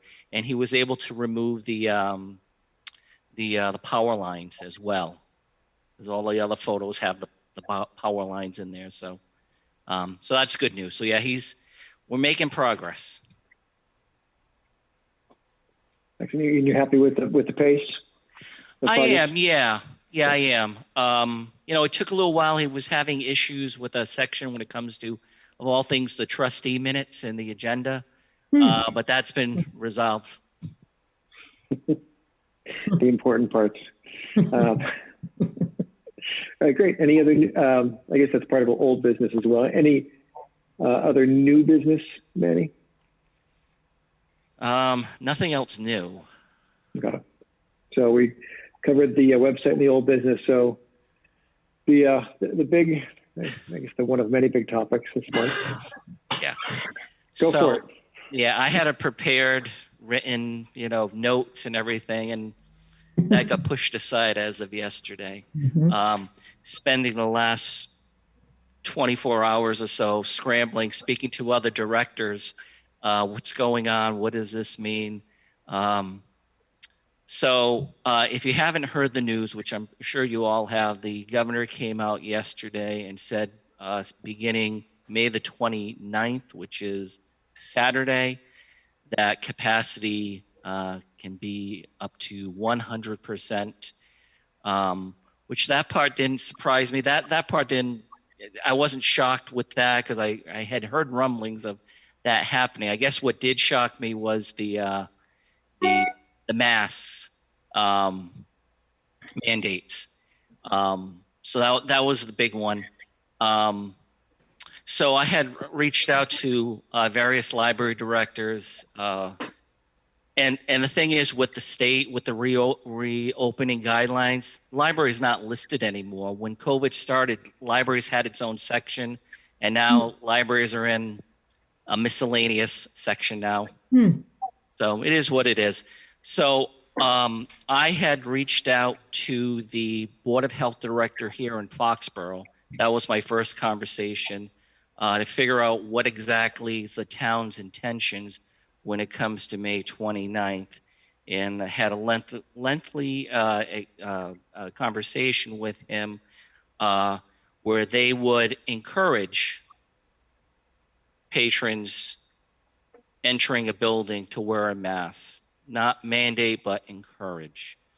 They are working on a policy or a guidance where we be based on 3 colors: green, yellow, and red. Green being everything's all good. Red being things have gotten really bad again. We strongly encourage you to wear a mask. They are working with the town manager and the assistant town manager, and we'll have a policy of some sort out before the 29th. There will be further discussion at tomorrow's department head meeting. I then reached out to Mark Craig, who I do work with the Council on Aging, because I wanted to figure out what they are doing. And Mark gave me some statistics when it comes to COVID vaccinations in Foxborough. So 62% of Foxborough residents are fully vaccinated, which is excellent. That's outstanding compared to many cities and towns. And then even better, as far as seniors, 96%, which is a home run or grand slam. That's fantastic that the town of Foxborough is taking this seriously. So that was the good news. So I did ask Mark what the intentions of the Council on Aging, what are they going to do come June 1st, because they're closed on the weekend. They will no longer, and I'm saying this before there'll be a robocall out, but they will no longer require masks being worn in the building. They will encourage masks, and I think that's the word that you're going to see a lot: encourage masks. And this is specific to individuals fully vaccinated. The problem, and this is something that no one, we can't, the town hall can't, Council on Aging, no one, a Shaw's or a Stop and Shop, well, I guess they could, but as far as public buildings, we can't determine if someone's had the COVID vaccine or not. We can't be a bouncer at the door and say, let me see your card enter, or no, you can't enter the building. So that's one thing, and that's going to remain. That's never going to change with that. Their community rooms will be open as well, starting June the 1st. So I spoke with him. I spoke again with the director of the Board of Health, and I spoke with Mike Johns as well. And, town hall is going to be open as well. So, and spoke to other directors, and they seem to be in the same boat that I'm in right now. So I guess tonight, originally I was gonna, as far as capacity, I had a document to have between 30 and 50%. Well, I guess we can just put that aside. 100% would be 367 patrons in the building. We're not going to get 360 patrons in the building. It's not going to happen right now. I'll be lucky if we get 100. So as far as the capacity, I would just like to, as of, what day was it again? May 29th, which is Saturday, we will be open 10 to 5, that we just go to 100% as far as capacity. As far as the mass, I'd like to work hand in hand with the other facilities in town, and coincide when it comes to the Council on Aging and when it comes to Town Hall as of May 29th again, that we no longer require the mask, that we encourage.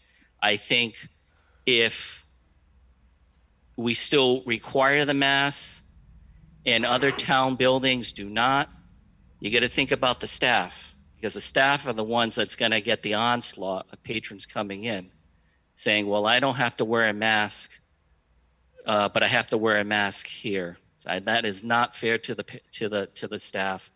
I've already had a few gunslingers coming in without a mask and had to speak to them, and they stated their opinions on, they think this is all foolish, but hey, and I think you're going to see a lot more of that. Again, we can't, anyone can walk in the building. So that's where we are, please, I'd like to discuss this. It's changing. It's ever so changing. This could all change by next week, but yeah. So, Maddie,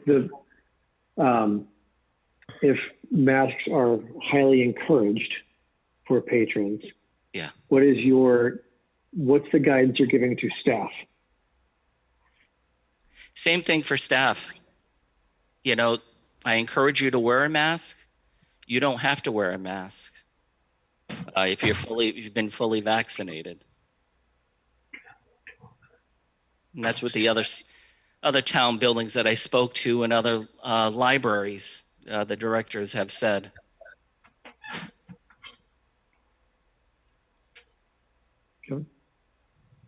Manny, I guess the question I would ask of you in this discussion, because one, we're reacting to news that came out yesterday. Mm-hmm. So I'm not sure that and this isn't your fault. I just think it's happening in real time. I mean, your intended ask of us went out the window because of yesterday. Yeah. And I think that's, reality of where we sit and the reality of the disease and what we're dealing with as we're all trying to respond to that.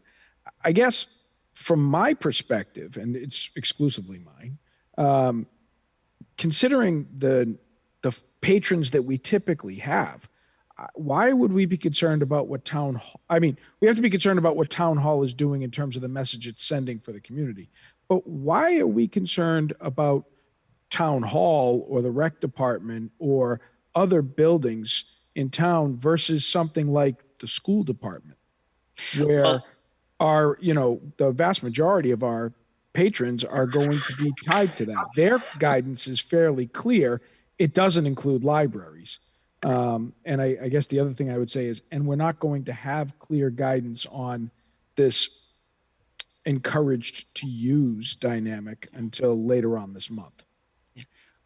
I'm more concerned about the staff. And I think that's where you have to put it into perspective right now, especially that circulation desk. That's the front line. Mm-hmm. You know, I'm up here on the second floor, but I have to think of the staff at that circulation desk. If there are other buildings that are not requiring it, they're the one that's going to have to face the wrath, and it's not fair to them. But Mass Board of Library Commissioners hasn't come out with guidance on this yet. No. And the governor's guidance that is out does note that inside K through 12 public schools, collaboratives, and approved special education schools, and as otherwise required by DESE, which you're not subject to, the requirement applies to students, teachers, and staff. So anybody inside a school building is still, today, is still expected to be wearing a mask. Yeah. So I guess that's my point is, until we have clearer guidance from the Mass Board of Library Commissioners and from the administration as to whether libraries look like schools or look like police and fire buildings, I'm not sure that we're in an adequate position to make a determination on loosening a mask restriction. I don't think you're going to get it from the NBLC. We haven't got anything. The last few items when it comes to guidance, when it comes to the quarantine, I mean, yeah, that came from the state. It didn't even come from the NBLC. They kind of handed that part off to the state. At the start, they were really involved. They had their own steps. They had their own phases. Now they relied on the state. And you're right. I mean, the whole thing is going by so fast. And yeah, it may be a quick reaction, but you know, I got to think about the staff, especially that circulation desk. You know, it's not right for them to be in the line of fire. And other libraries are having the same issue, and the directors I spoke to, they're going to do the same thing when it comes to lifting the mask and strongly encourage. And so, Manny, just to be clear, when you say certain staff are, you know, figuratively in the line of fire, you're meaning they're having to address people's complaints who do not want to wear a mask versus they're in the line of fire of potentially infected individuals being in close contact with them, which is so we're clear as a group. Correct. So there, when I say in the line of fire, I'm talking about the anger and frustration from patrons saying, well, why do I have to wear a mask? The shields will still be up. You know how we have the shields around the desk? We'll keep those up. But yeah, when I mean, I'm sorry, when the line of fire, I should say the wrath of patrons. Why don't I have to wear a mask? I've already faced within the past week the wrath. It was my first anti-masker for the library, but it was handled, and they ended up coming back wearing a mask. But everything changes so quick. I mean, who knows? We're discussing this now, and things could change by Friday. So what's the recommendation there so that we can give you the feedback and support that you need in the context of everything is changing so fast? This news is 36 hours old or whatever it is, not even. What's the request? I guess I'm not clear on what our steps should be. So let's start with what you would like to pursue. So I have, my few recommendations. Recommendation number one would be the capacity at 100%. Again, we're not going to get 357 in the building, but you know, that seems to be the least of our issues would be the capacity. So that would be the first one. But to be clear, you mean on May 29th? May 29th, yes. Okay. Yeah, you're correct. I'm sorry. Yes, so that's next Saturday. Okay. So why don't we kind of look at these in full so that's the first one. The second one is? Second one would be the big one, would be the mass. And then the third one would be the community room, you know, opening that up for the public again. One thing that the board voted on many moons ago before COVID was food being prohibited. And I think this is a very good reason. That's one of the things good about COVID. We're not going to have programs or any organizations coming in with the buffet of food anymore. That's gone. You know, the trustees voted on prohibiting food pre-COVID. So those are the three big ones. Okay. I'm just trying to think about how much these are intertwined or not. I think the easiest one to kind of, although not easily peel apart, I guess the easiest of the three would be on the capacity, given what you would expect it to be versus what the full capacity is. Yeah. Now one could say, okay, my opinion on that changes whether people are wearing masks or not, right? But what are trustees' thoughts on the capacity one? Or do we need to start with the mask question? I don't know. I'm struggling a little bit here. Christine? And Catherine? I think you're muted, Christine.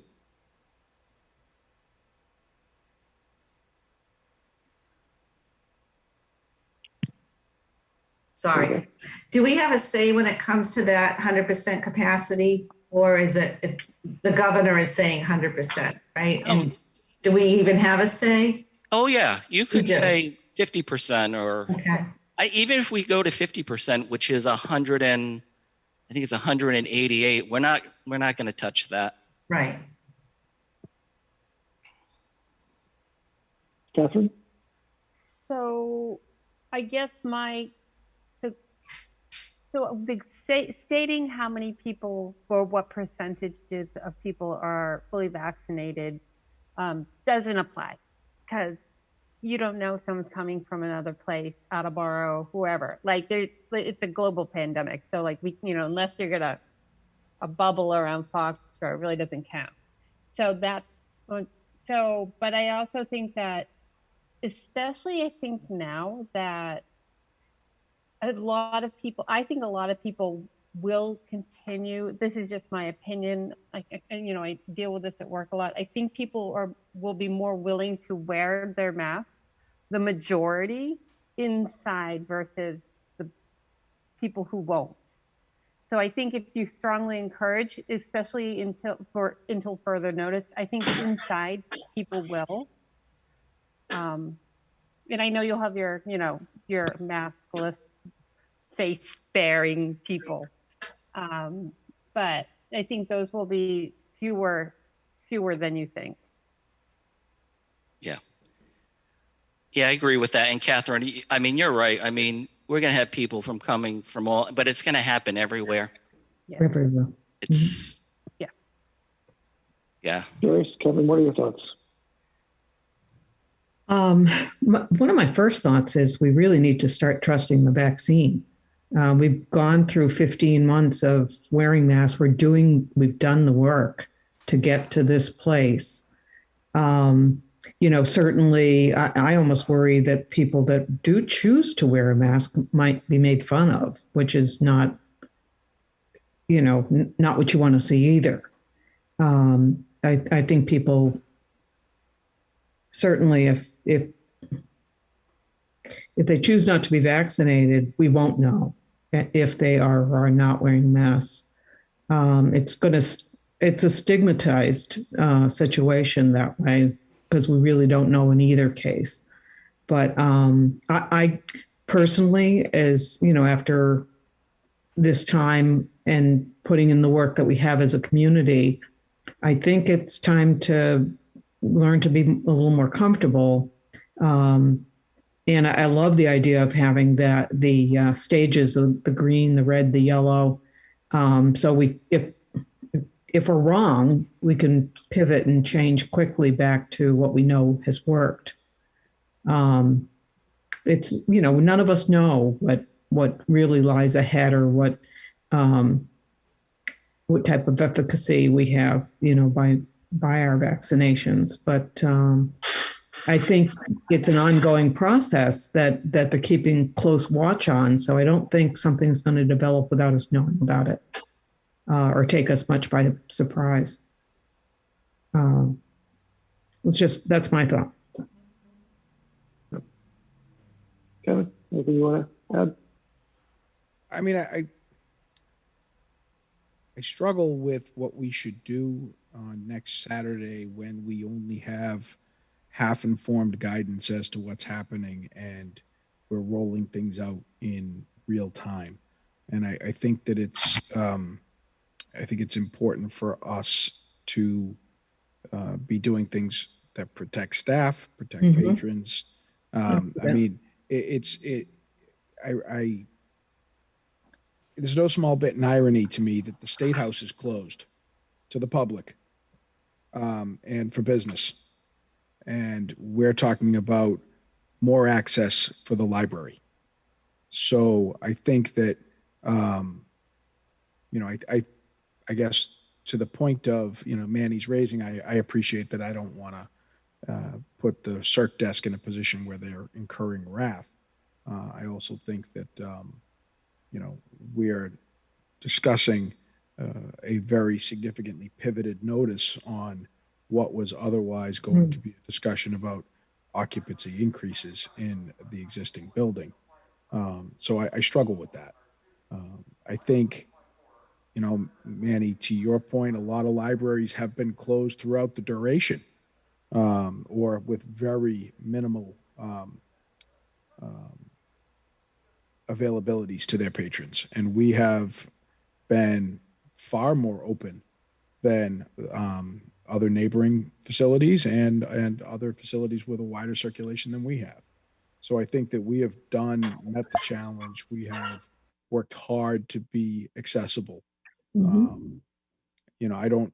If the town is doors are open, then there's an expectation that we will be as well. And if we as a board are comfortable at 100%, I mean, the Red Sox seem to be ready to take your ticket sales and let you in the door. I don't know, as a guy who got engaged at Fenway Park, when the next time I'll be sitting in a seat at Fenway Park is if I have to sit there with 37,000 of my closest friends and strangers.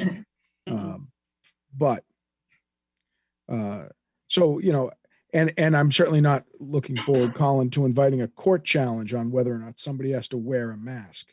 But I do think that,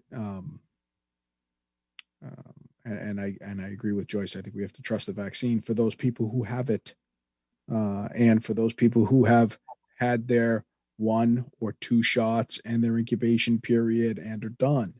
But I submit that, again, a vast majority of the population that spends time with us may not be in that position, and certainly the kids aren't, and some of their parents aren't, for a host of different reasons. So I am conflicted on my vote, Colin, as to how we would proceed. I'm pretty sure we all wouldn't want to be the first ones to make the decision one way or the other. I think the fact that things are changing, we do have 11 days, 10 days before things change for everybody with regard to requirements, or considerations.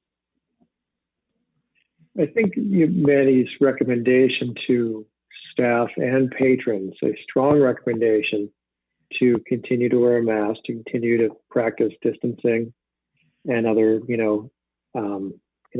cleaning protocols, enables those who may not be vaccinated, who just simply want extra precaution, to be able to do so, while also trusting the science and the CDC recommendations in terms of the level of safety that occurs even without a mask, without that distance in those closed spaces. So I would be supportive of moving forward with maybe the 50% occupancy, and masks strongly encouraged, pending any other definitive guidance one way or the other from I guess I would say numerous sources, whether it's town hall, whether it's the state, whether it's DESE, that causes the director to reconsider the path. I don't want to be way out in front of this. I also don't want to be way out behind this either. Yeah. I think there's also there's a level of responsibility to not do either, right? Where either slow things down or we get in the way. So that'd be my recommendation. But I'd love for us to have some discussion on what our guidance back to Manny is and what we're comfortable as a board approving today in terms of changes, if any, from our current situation. I will throw in there too, Colin, and I'll just give an example, the state of Rhode Island. So today they started the businesses I know of one in Tiverton where it's a grocery store. You don't have to wear a mask anymore. It's encouraged, but it's not enforceable. But what the state of Rhode Island did that the state of Massachusetts has not, and they may do, but I'm not holding my breath, but they did specify public libraries in Rhode Island. And to enter a public library, you need to wear a mask. And that's right on the Office of Library Services. They're not doing it in the state. They may, but again, I won't hold my breath on that. I mean, for libraries now to be relegated to miscellaneous or wherever we're in the reopening plan. I don't see it. The MLA, the MBLC, and MLS, when this started, wrote letters of communication to the governor as far as the vaccines, being involved in the early stages of vaccines, and was met with no response. So, yeah. What are folks' thoughts? Steve? I would say I like that, Colin, that you said 50% capacity, and I'd look to Manny to see if you were comfortable with that, Manny, of 50% capacity. Yeah, so 50% would be 180 people in the building. Mm-hmm. I don't think we're going to get close to that right now. We're not even getting the Right. even close to 30 right now. So, yeah, I'm fine with that. 180 is fine. But it I'm sorry, it almost sounds like it's not necessary because they're self-complying anyway. It's sort of like, we talk about seats at church, and we don't have a problem with having too many people come to church, unfortunately, so, or at least so they can state it, but it's not been an issue through this whole thing. If all of a sudden we have a rush on people coming in, well then, maybe we'll have been foolish not to have said, but it just seems like it's not necessary if you really don't feel, well, even if we stated it, we wouldn't have 180 people. Yeah, I would be curious where they would all park. Yeah, that could be a deterrent. Get shuttles. New parallel parking on the common. Different topic. Yeah.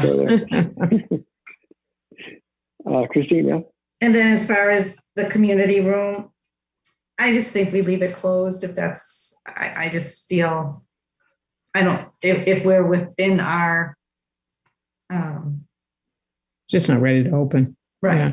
I just think, and then with the mask, I think it sounds like the best we can do is the strongly recommend and strongly encourage, and just hopefully along with that, just, be respectful, just continue to be respectful patrons of our library. And if people choose to wear a mask or don't choose to wear a mask, and, I just feel like that's the best we can do right now is to strongly encourage people to still be cautious and respectful. Mm-hmm. Catherine? I agree with everything that Christine just said. Mm-hmm. I think I do too, but I just want to challenge the fact that you've modified the hours, the occupancy. You've modified the community room use because you felt like those are, and collectively, folks feel like those are okay to modify, but you're not modifying masks because for some reason that leg of the stool we're worried about. So we are being somewhat internally inconsistent with this, because we're not willing to say 100% and the doors are wide open, but we are willing to say choose your own adventure on the mask. Well, so I don't know if I fully agree. Having that 180 capacity, which we don't expect to meet, Yep. gives us some buffer of protection that we can have patrons and staff in a called a mixed mask environment without being too crowded, right? I don't think you can apply one standard across all of these. It's how are we mixing and matching these things to get the right environment for staff and patrons. I guess my question on the community room, I guess I'm not clear why that's not being reopened if every other part of the library is available. We're up in capacity. Outside the library, people can gather in shops and restaurants and town offices. So I guess, well, I want to understand that first before I make a recommendation one way or the other.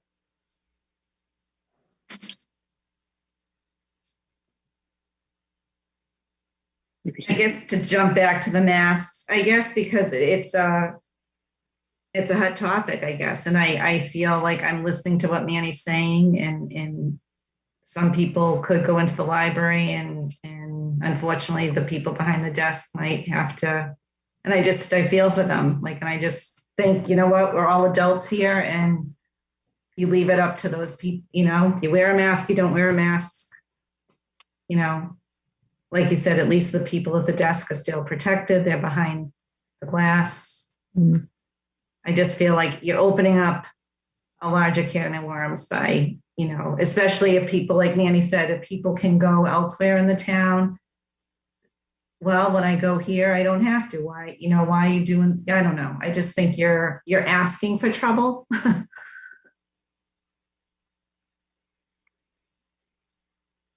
Others? And that's just my opinion. I just trying to keep the peace. I agree with Christine, just because I think more people will be compliant than you think.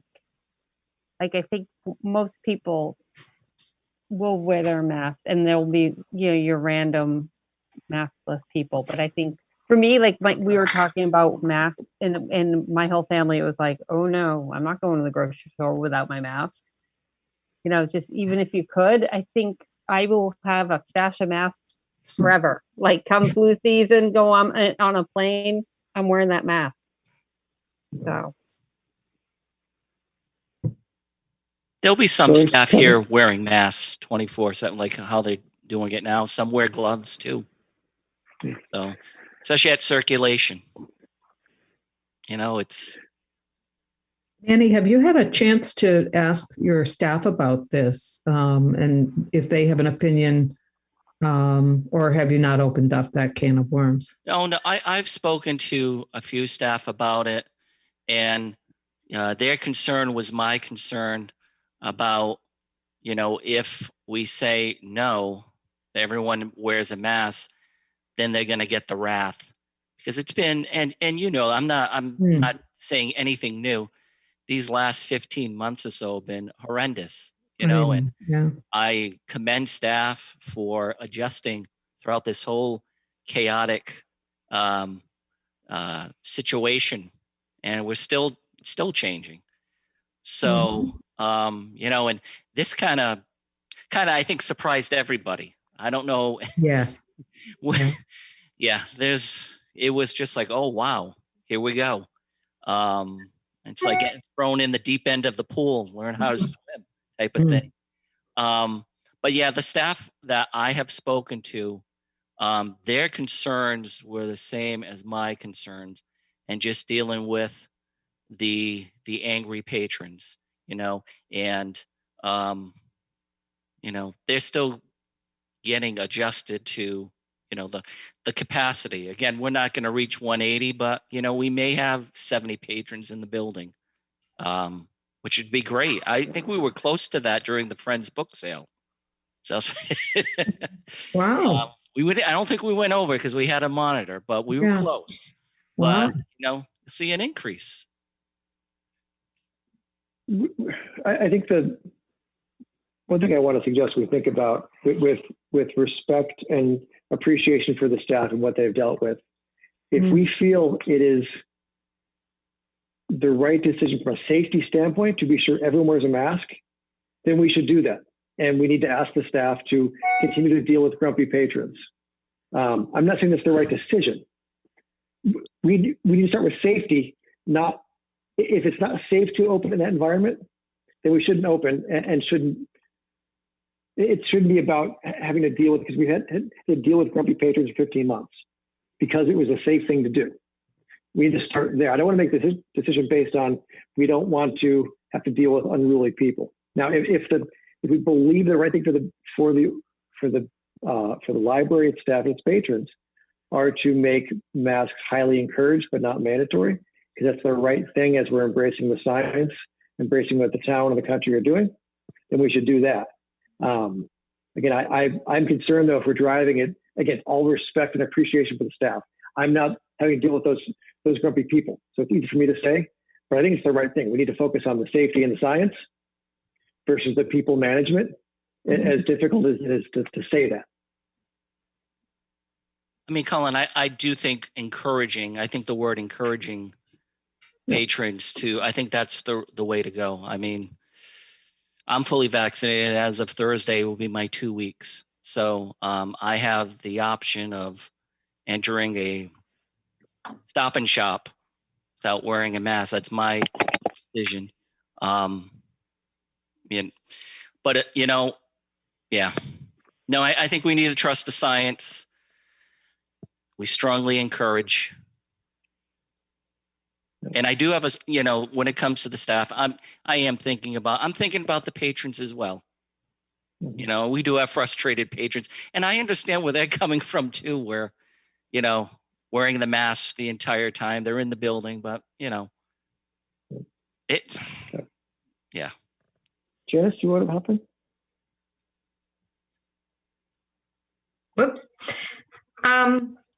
When you say you strongly encourage, I'm wondering, I think you can encourage me. I'm not a mask person. I can't wait to get rid of the mask, to be perfectly honest. I'm fully vaccinated. That's why I got vaccinated. But I understand other people are not ready to let go. And if I saw a sign that said, our staff would greatly appreciate you wearing a mask, that's what would make me wear a mask. It's the appreciation of, I want to wear a button that says, if you want me to wear a mask, just ask me to, and I will. But otherwise, I don't want to wear it. But, because if you don't want to wear one and I don't want to wear one, I don't want to wear it. But if you want me to wear one, I will wear one. So if there's some way we could convey kind of more, that, appreciation for someone to wear a mask. And I think people probably will when they're in direct contact, but when they're off, like at a study room or something, I can see them starting to pull it down, when there's no one around, because there are people that squirrel away in corners and there's no one around. I would hope that, people, when you approach the circulation desk or the reference desk, that you would wear one. So just a thought. Like that.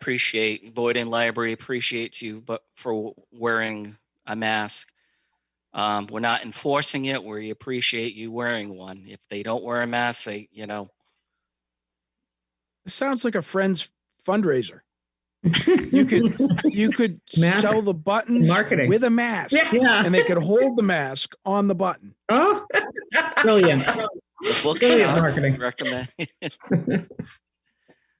I don't know. Sometimes where's our marketing team? It's all the way you market it. Yeah, it's part of a new subcommittee. They'll get back to you. Excellent, James.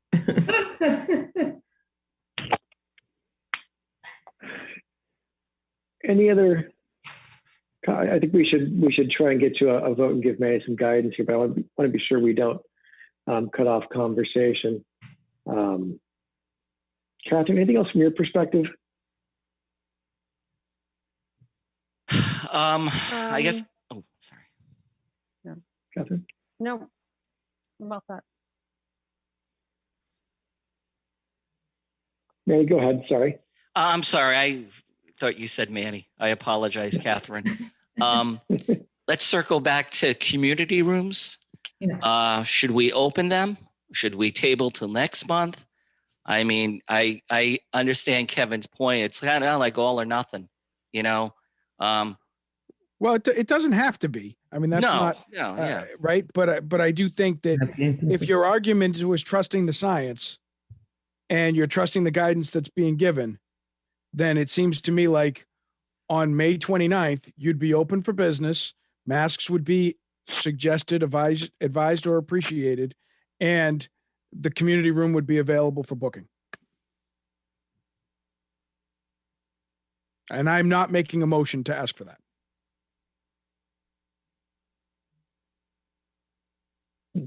And I would agree. I'm changing what I said earlier to keep it closed. Like I agree. I didn't think of that perspective. That, like you said, if we're open for business, we're open for business. So I guess that is very contradictory if we're saying, come on in, but guess what? You can't.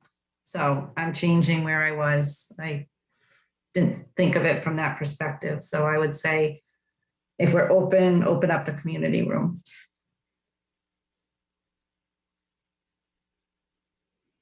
Any other discussion? Should we, think we should, make a motion for a proposed plan, and we can then discuss and then vote. Manny, does what Christine just articulated reflect your recommended path? Yes.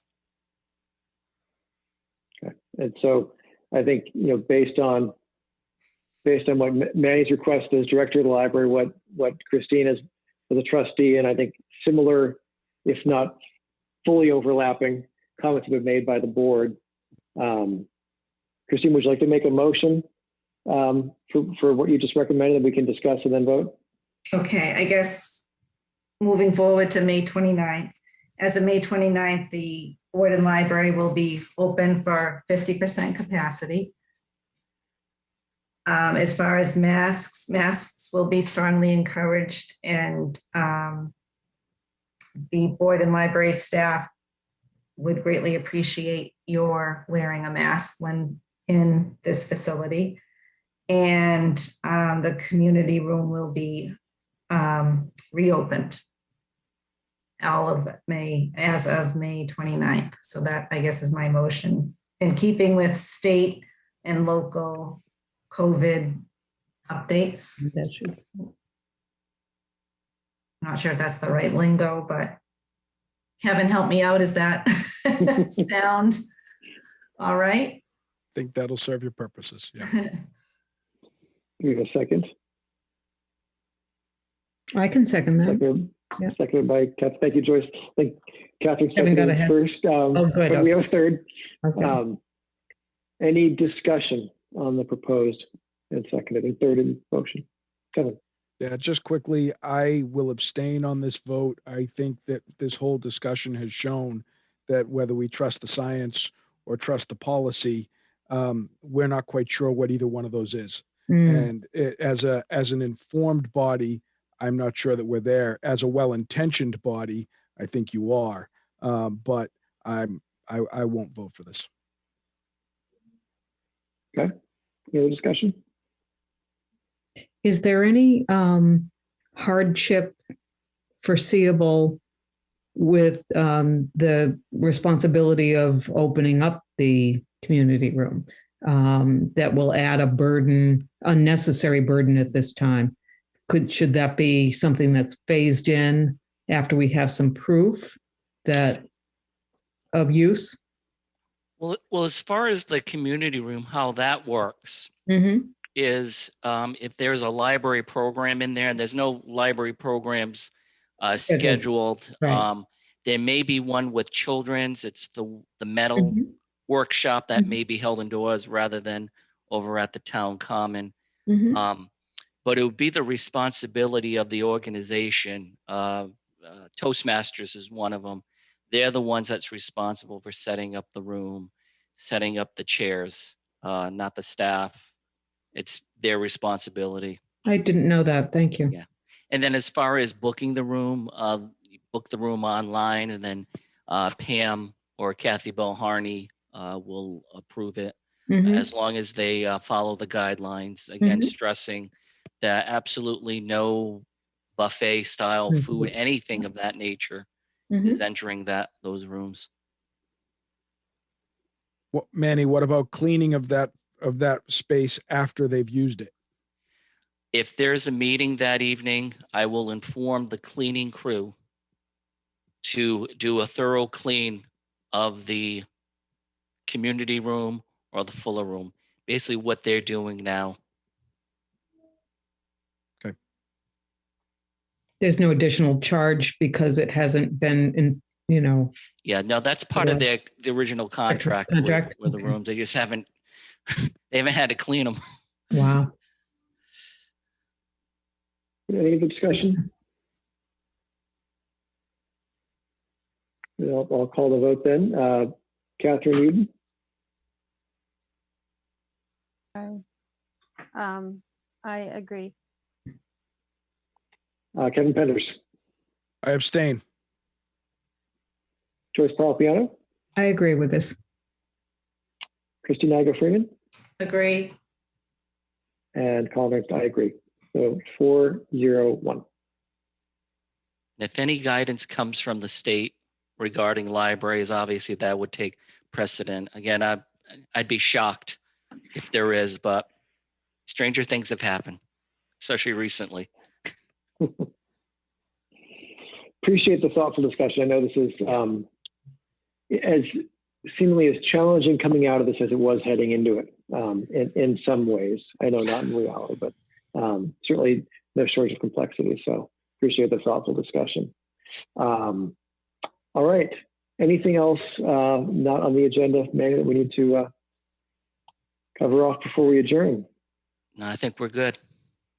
Well, we covered a lot of ground. I know this was a pretty robust meeting between board reorganization and the Spinny series. A great update from Jessica. Thank you, Jessica, again. And of course, the reopening of the library. So appreciate everyone's stamina. Now that it's 9:18, I will look for a motion to adjourn. So moved. Moved by Mr. Pender, seconded by Ms. Uden. All in favor, Catherine Uden. Agree. Agreed. Kevin Penders. Colin, I have a question before I vote. We are adjourned to meet again in virtual session in June, since the state of emergency has not been lifted at that point, or in some other format?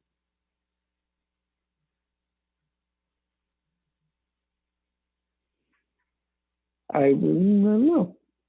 I would recommend that we meet if the library is open for business, I would recommend that we meet, but I'm open to whatever the board prefers. How does the state of emergency That's mid-June. bear out on? It's June 15th. Yeah, it comes after our plan. Does that prohibit meetings in person, or it gives guidance recommending format? There have been other meetings, municipal meetings, that have been happening in person. So if that's what the chair wishes to do, then that's what we would do. That'd be my recommendation. But if there's any concern, I'd like to hear that before we make a decision. I'm not concerned about it. I raised the question so we'd all know. So we know where to go next month. So unless there are any concerns or objections, we'll plan to meet in person for our June meeting. Which means we'll need to book the room. Person next door. Good thing we just reopened it. First one. Right. So with that clarified, Mr. Chair, I vote to adjourn. Joyce Parlapiano? Yeah, I agree. Okay. And Christine Hager-Freeman? Adjourn. And Colin Ernst. So 5-0-0, we are adjourned. Thank you again, everyone. Good meeting. A lot done. Thank you, Manny. Thank you, Good night. Pam. Thank you, Thank Mike, you. and the Foxborough Cable Access folks.